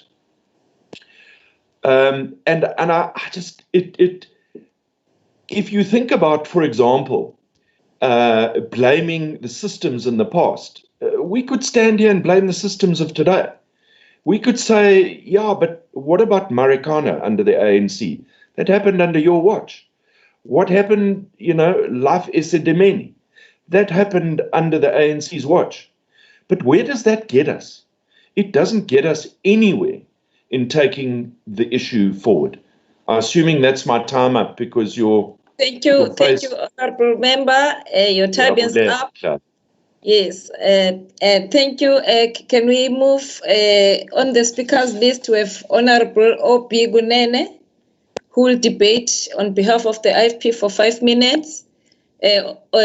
Before Honourable Gunene, I just want to tell members that Honourable Rajbansi, I'm told that Honourable Rajbansi is busy debating on the other visual meeting in health. So I'll encourage Honourable Rajbansi to send the speech to the Secretariat. Her speech and M.E. Phakathi's speech, because it is with her. Honourable O.B. Gunene, you have strictly 5 minutes. Honourable Chairperson, we wish to echo the sentiments of the Honourable Speaker on what she had said, and I applaud her for that. Her reference to basic computer literacy for honourable members has assisted a lot to enable honourable members to meet the challenges of the time. It is a step-by-step process, Honourable Speaker, which will ultimately realize the goals that we have set for ourselves, and we are committed to achieving that. We also applaud the Honourable Speaker's mention of the partnership with the Commission on Gender Equality. We, as the IFP, believe that our country should include gender equality into the curriculum in our schools in order to achieve an equal society sometime in the future. We applaud that the legislature has also begun the process of looking at the legal implications of the newly passed Party Funding Act in relation to the existing Provincial Act of the legislature. The IFP has noted that there is progress in appointing staff to fill vacancies within the legislature. We hope that properly qualified personnel have been appointed in order to enhance the capacity of the legislature to render its mandatory activities. We understand that the primary objective of having professional staff being appointed is for them to provide strategic management and quality corporate support services to the legislature. We are concerned, Honourable Speaker, that some of our members of caucus report to us that some honourable MECs take time to respond to questions that honourable members pose to them regarding the work the departments concerned are doing. Some honourable MECs do not respond at all to inquiries and questions posed by honourable members in writing. We regard this as a serious handicap to honourable members exercising their oversight responsibilities. We wish, as the IFP, to record our appreciation to the staff of the legislature whom I've interacted with up to so far. I've found them to be committed to the work they do. They demonstrate a sense of urgency whenever I inquire on something, and they do give me feedback on what I've requested them to do in execution of my duties. They are the unsung heroes who I thought I should mention and thank publicly for the professional support they render to us as members of this legislature. We also wish to say, Honourable Speaker, when conducting school functionalities visits and other oversight visits, as you have all alluded to in your speech, it would be good at times that surprise visits are conducted to the different institutions that are visited in order to be able to establish the real picture of how things are happening at a point in time when they are visited without them having been alerted. Alerting them in advance of the pending visits robs honourable members of the legislature of getting the true situation of what is happening in those institutions. It will be good also to get progress reports, Honourable Speaker, on how far departments concerned have corrected what honourable members have found wrong when they visited schools or when they visited health institutions. We are really happy about the way things are happening, and we are giving our total support. The IFP supports the budget, Honourable Speaker, and we hope that the funds that we are passing today will be used prudently. Thank you, Honorable Chairperson. Thank you, Honorable Member. Honorable M.W. Twala. Did you come back, Honorable M.W. Twala? If you are not here, you won't get a chance because now the last speaker is Honorable S.A. Duma, who will be debating for 12 minutes on behalf of the African National Congress. Honorable S.A. Duma. Thank you so much, Honorable Chairperson, for affording us this opportunity. Indeed, we just want to observe all the protocols, starting from the Premier. We greet you, Honorable Premier, for participating in this debate and this platform. It is true, Honorable Chairperson, that the members who are debating in the stack of debate made it easy for the process of people of KwaZulu Natal just to understand as well the collegiality and the understanding of this committee, because this is a fundamental pillar committee which deals with the rationale of the public purse and making sure that the role that is played by the legislature is indeed what is currently taking place. From time to time, we just must ask some question. The issue of honorability of members, individuals in legislature, how often do we review as individual members that out of the population of 10.5 million, you as an individual member, you get to be chosen and elected, eventually participate in an 80-member legislature? That's very critical. I think that's the type of question we must ask, which is why we are saying that immediately when you are sworn into office, you must understand why there's a prefix in your name which is saying honorable member. You ought to understand the rules. You ought to obey the convention of the House. You ought to extend a living hand on other members, the populace and the constituents of KZN as a province. Those are the issues that we just have to ask. We want to salute as well the Honorable Speaker, Indodakazi Kamamkhonde. Siyabulela. The concept new reality, it's what we like. The history will write that you presided in the legislature during this time, which is a J-curve. I think it must be understood in that way, that because you made it smoothly under these conditions during the start of COVID-19. Nendodana yaseKoki, uBaba uSiwa, the Deputy Speaker, niyabona niqhuba kakhulu. Let me start by the issue of the analysis which was presented by our Chairperson, Mahlobo, on the issue of tools of trade. It is critical at this point in time that each individual member is compelled to utilize these gadgets that we are given. Unlike in the past, the member will be given a tool, then you just share with individual members of the family and something like that. But these days, we are all compelled, which is why we agree on the issue of basic computer literacy as envisaged by Umhlonishwa Mtimanda. I think we agree on that one. Let us come with a consolidated approach. How are we going to ensure that all the members are well equipped? And it is also in line together that you cannot join the legislature with standard 5 because of you were previously disadvantaged or you coming from that background. That 5 years down the line, you even fail to get NQF 5, at least NQF 6 and all those things. It is very easy these days because we also recognize the prior learning.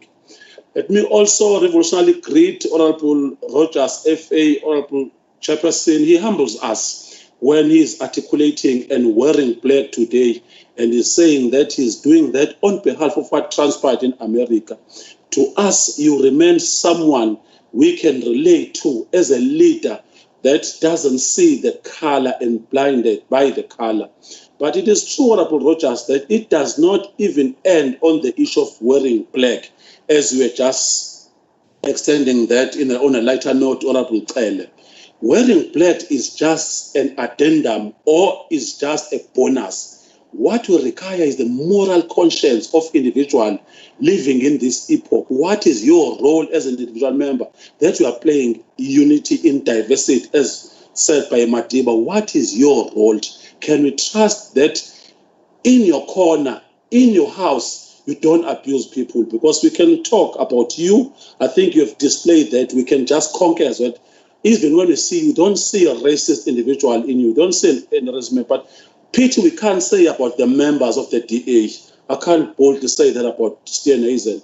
I can't boldly say that about De Boer and the rest is, and I can't say that about Helen Zille, your leader, because for me, I look them with a jaundiced eye because they know us as inferior species, inferior individuals, of which this legislature must also try to deliberate on those things, which is why we must also envisage of a strategy of ensuring that on this sectoral parliament, we ensure that we invite all the stakeholders to understand what we do on our daily routine.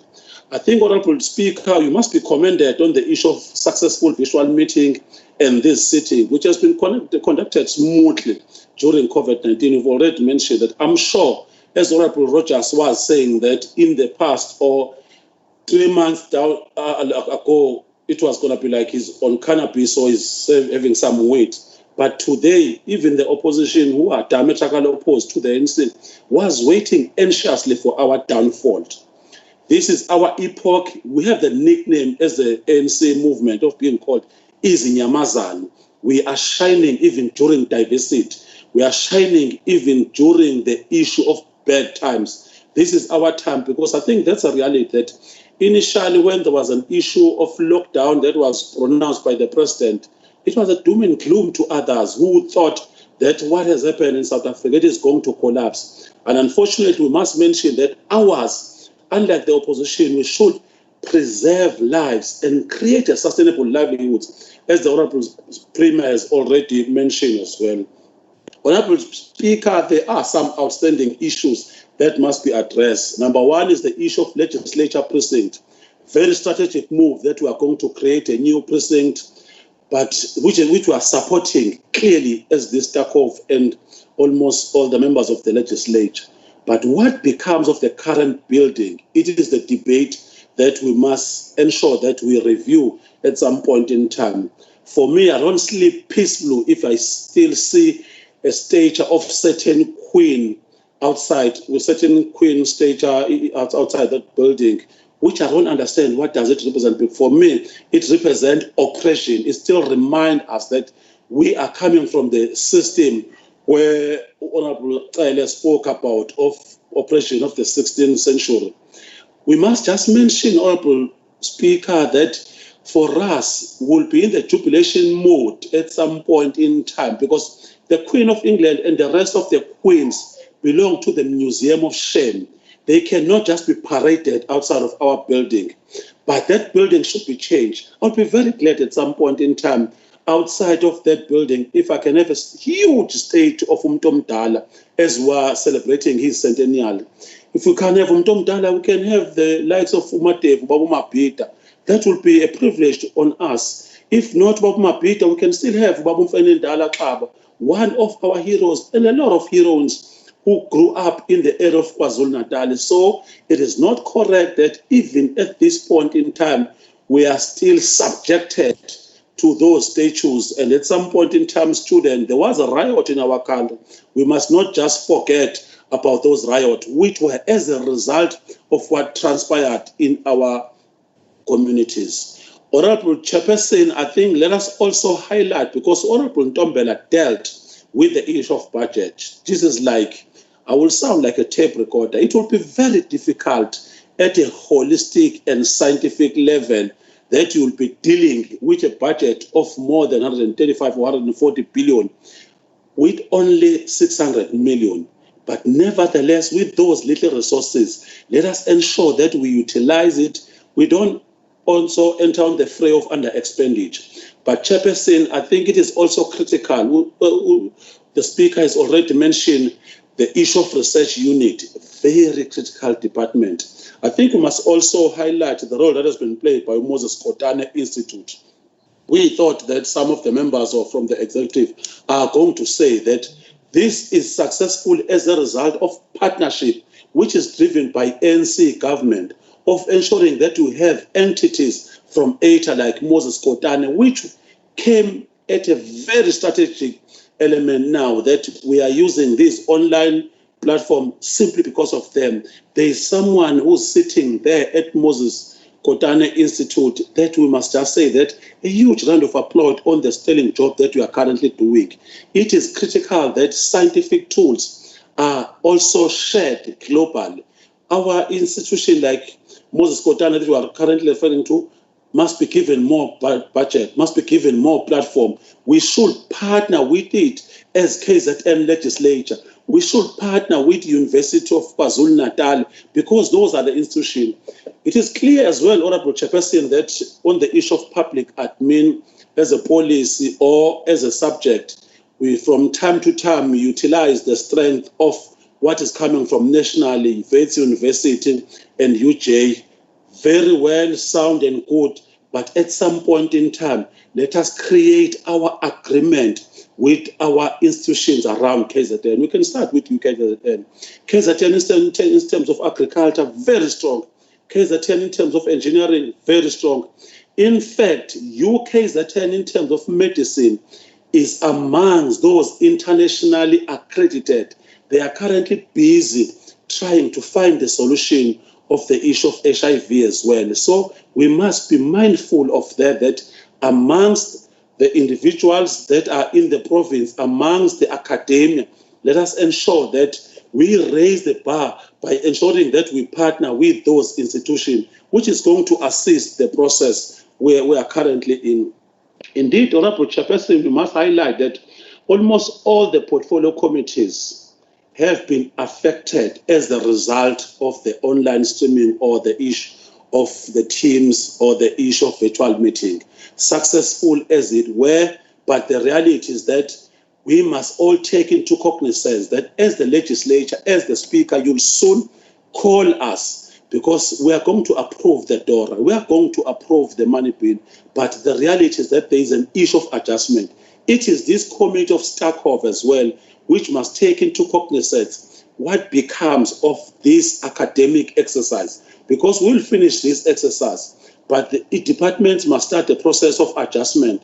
The department must just go back and revisit these nicely presented budget debates, but they must be realistic and attuned to what transpired from the president. Unfortunately, the Premier has just spoken about that we are currently in the quagmire situation.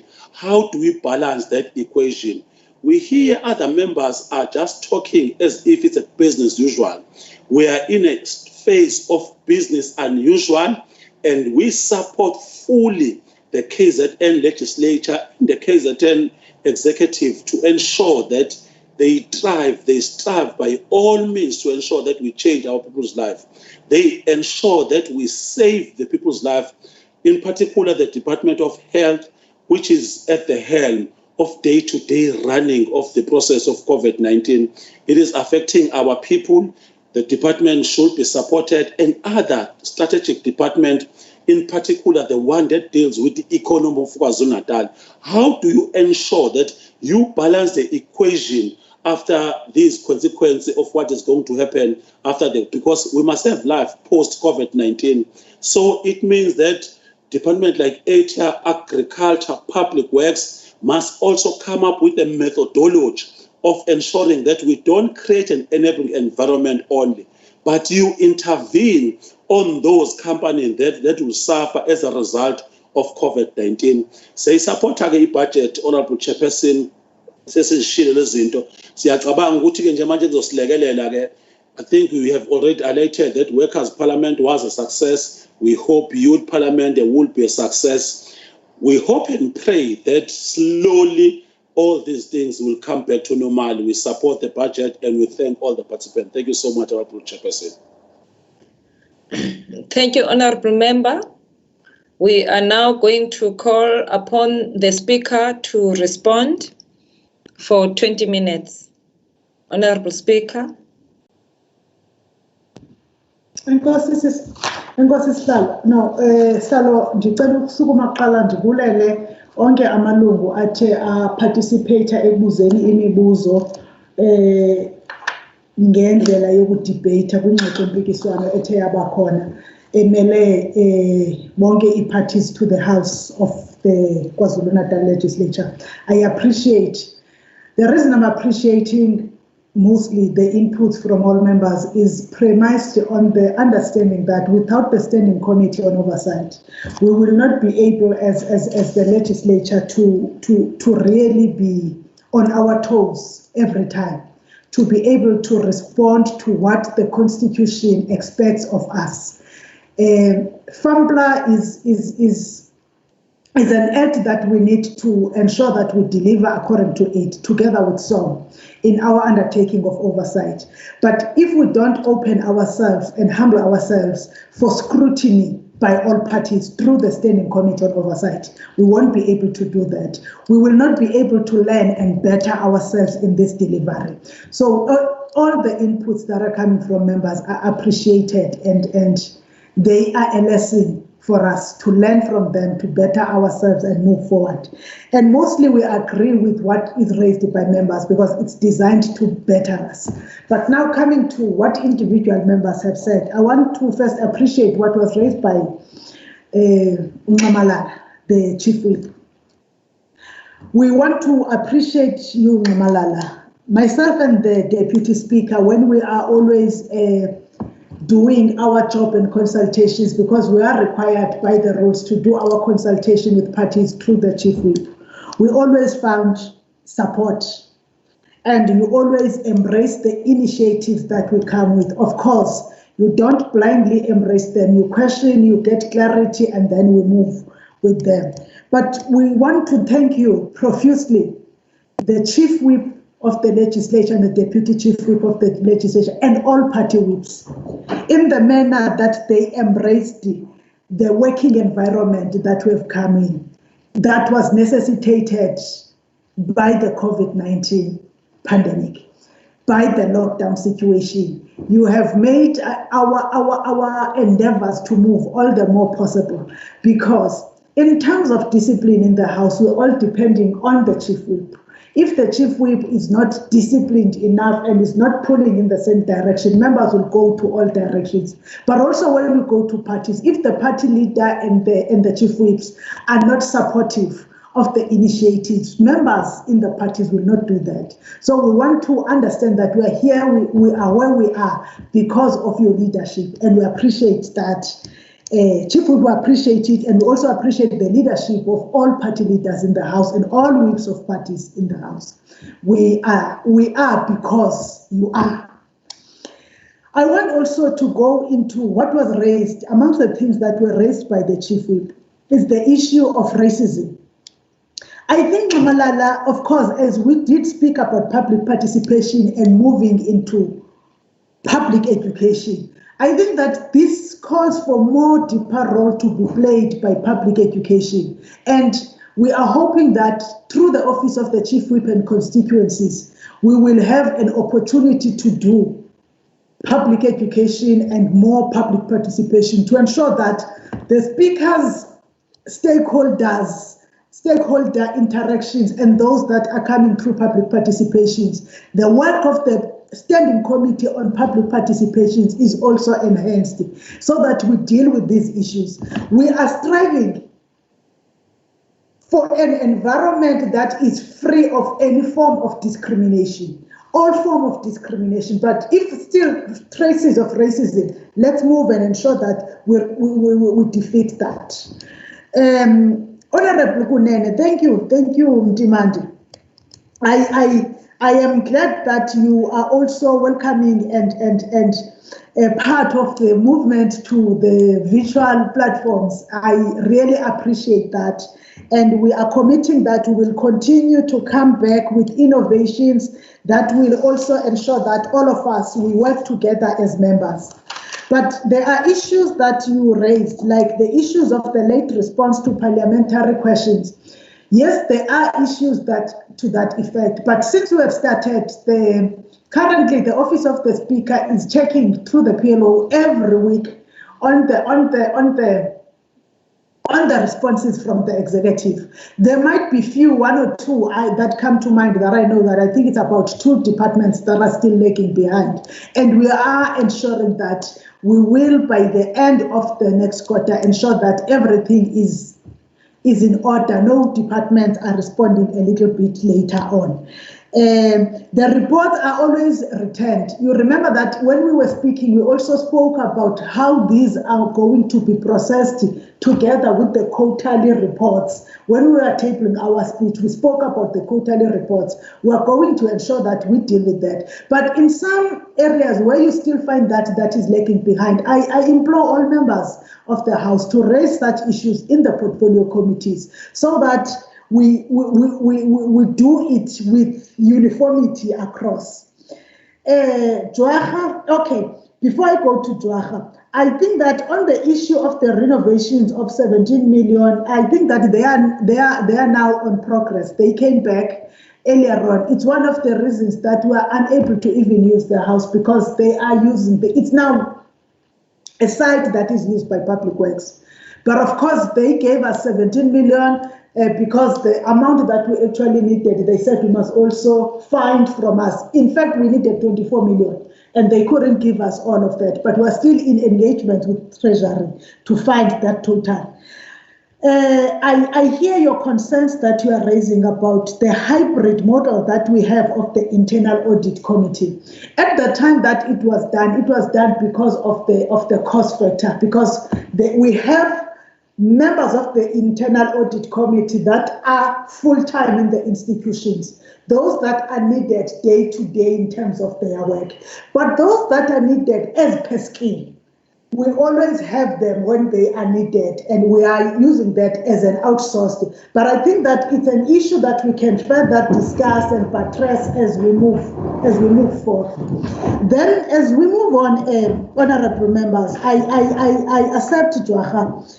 When your assertions, Joacha, when you raise the issues of racism, I still want to say that let's all move on ending discrimination. I think it's important, honourable members, that we are united by the need to end all forms of discrimination.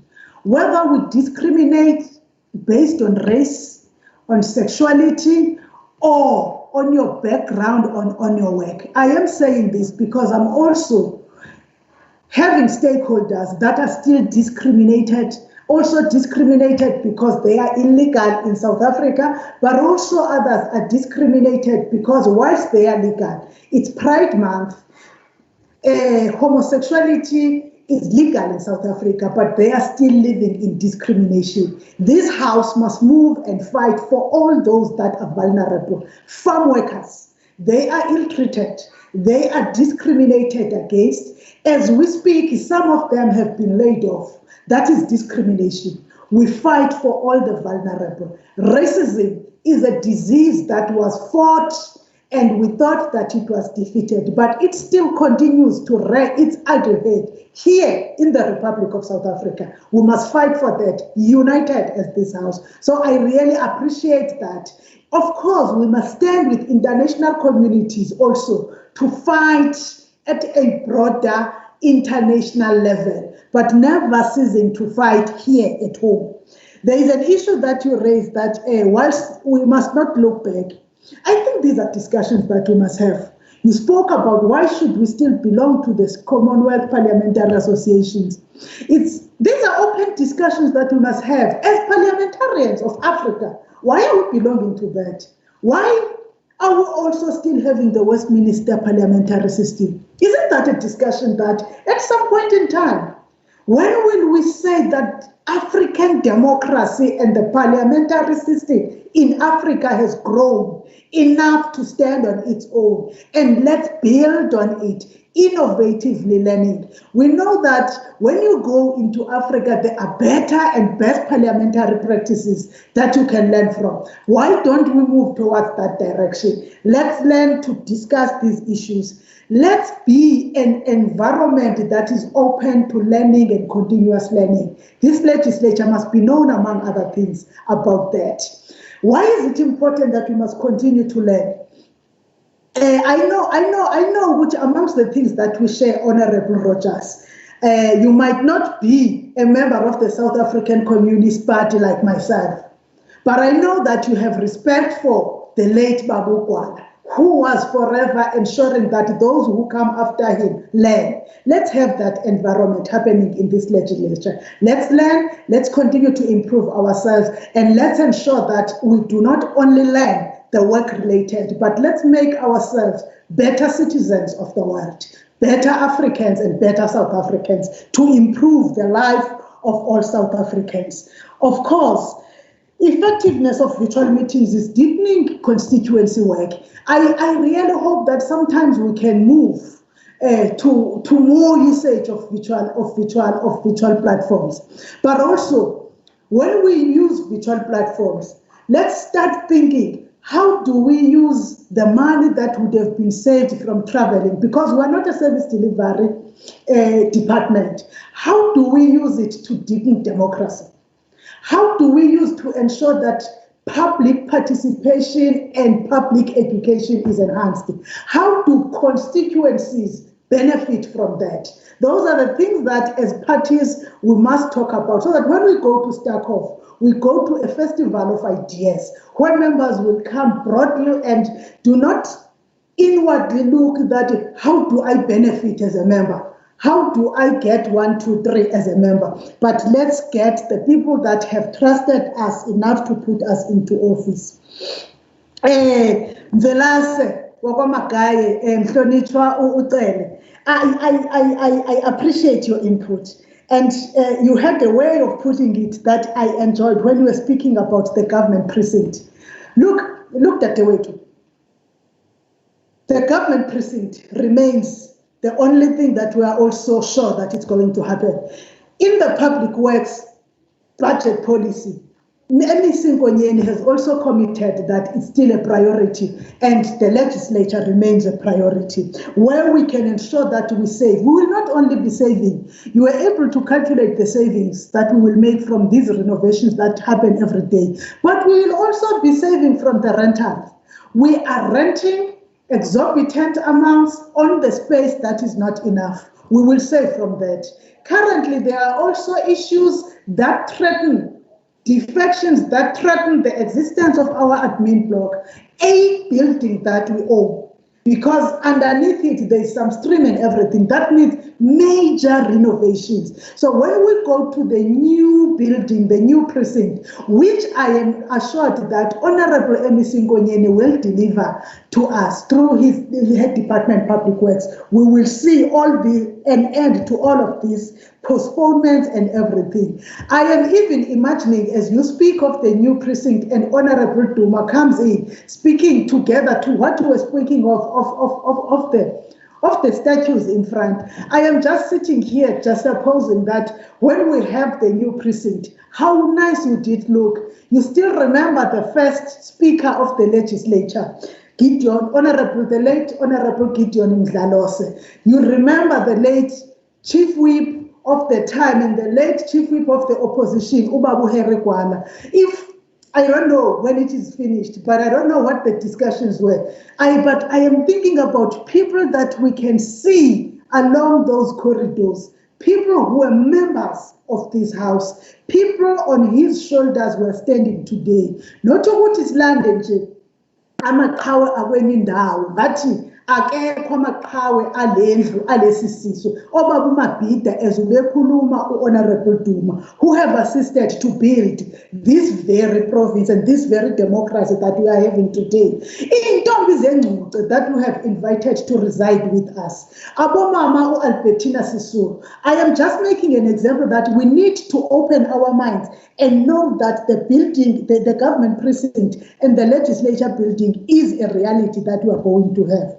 But now, Honorable Duma Wagit, you spoke of relations with institutions. We are taking everything that you are speaking about, Honorable Members, but we'll respond to a few issues. Relations with institutions. I think that as an office of the Speaker, we must also do introspection that we have been very slow in that. And we must be able to come and say to you, we've been very slow. Already the portfolio committee led by Honorable Speaker Sapet was far ahead of us, because in agriculture, The Portfolio Committee in Agriculture is already working with them, but it's us that are lagging behind, and we're going to ensure that we move forward. Even the School of Governance is willing to work with us. We have already started to initiate that. The press reader that is replacing newspapers is to ensure that members can access new and current stories wherever they are and are able to do their research at any given time. You have been workshopped on that, and we hope that you will be able to do that. Look, the Youth Parliament Prep Committee started today. We are sure that it's going to be successful and it's going to be like the Workers' Parliament, but we're also going to do the same outreach as the Office of the Speaker, because June is Youth Month. We must going to reach out to the young people, but it's also Pride Month. We're going to reach out to our stakeholder, the LGBTIQ, because it's Pride Month, and they are even unable to hold their march this year on the 27th because of lockdown. But we must also still try and reach out because they are our stakeholder. We must do these things and ensure that we move forward. Before I sit, Chairperson, I think that some of these successes, whilst they might be because of the leadership of the Speaker and the Deputy Speaker, but we must thank the professional, unbiased staff led by Ms. Naidu. The reason that some of the things are happening so fast is because the legislature staff of KwaZulu Natal has dedicated themselves in ensuring that they are available to serve all members at all given times. They are not only available, they are also driving themselves beyond what is expected. And we thank them for that. Without them, really, most of the things that we have achieved, including the changing of the rules in such a short notice, wasn't going to be possible. Because ours sometimes is just to give out the instruction and they actually, and sometimes go beyond our own expectations.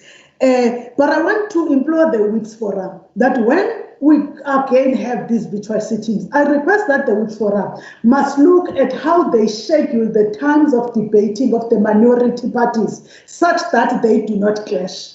If on this side, on cluster or on virtual A, they are debating towards the end, at least on cluster B, they must debate at the beginning so that they are able to move freely in between the two.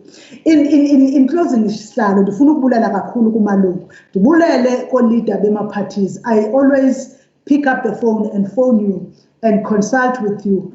I want to also thank the Premier, because during this COVID-19, we've been sitting with the Premier to update party leaders so that they are able to report to their constituencies on what government is doing beyond what is taking place in portfolio committees. We appreciate that. I think that it's because as this cohort of members that were elected last year, you have decided that you will not be confused about your honor and dignity. Your honor and integrity and dignity you are not confused about. You know that your honor and integrity does not rest in you being served, but it rests with you being serving the people that elected you. I think that we must continue to do that. If we have our honor and integrity resting on us, serving the people of KwaZulu Natal, we will know that when we go for oversight, we do oversight proper. We arrive, do proper oversight, and we finish. We don't go and leave proper oversight before it finishes. But we also do not go with preconceived positions. We will wait for the evidence that is shown at the oversight site that we have gone to, and then we sit down and pronounce it to the portfolio committee. We will not make our own personal pronunciation because we know that it's not about Unontembe as an individual member, but it is about me serving the people who elected me. I know that both Honorable Rogers and Honorable Tere spoke about Black Friday. I think that it's important that let's make ourselves part of those initiatives and move together and ensure that the initiatives that are there that are to end discrimination, we are all part of. I am leaving that to the whips to ensure that you gather and ensure that your parties and your caucuses are moving in the same direction. Sihlalo umhlangano namalungu Ndiyabulela ngexesha enindiphe lona. Thank you, Honorable Speaker, and thank you, and I would like to thank all the members who participated in this debate. You really behaved. You were very disciplined, especially in terms of time, with regards to time allocated to you. So we are now at the end of vote 2 debate. And I would like to also thank the executive members who saw it fit to join this team. We thank you very much for your support. Thank you very much, members. Even though we are at the end of this debate, however, the matters on the agenda are not done. Are not finished because we still have got to vote for the appropriation bill. I will advise members to log off and then go and log into Visual A, where we are going to vote for the appropriation bill. I thank you.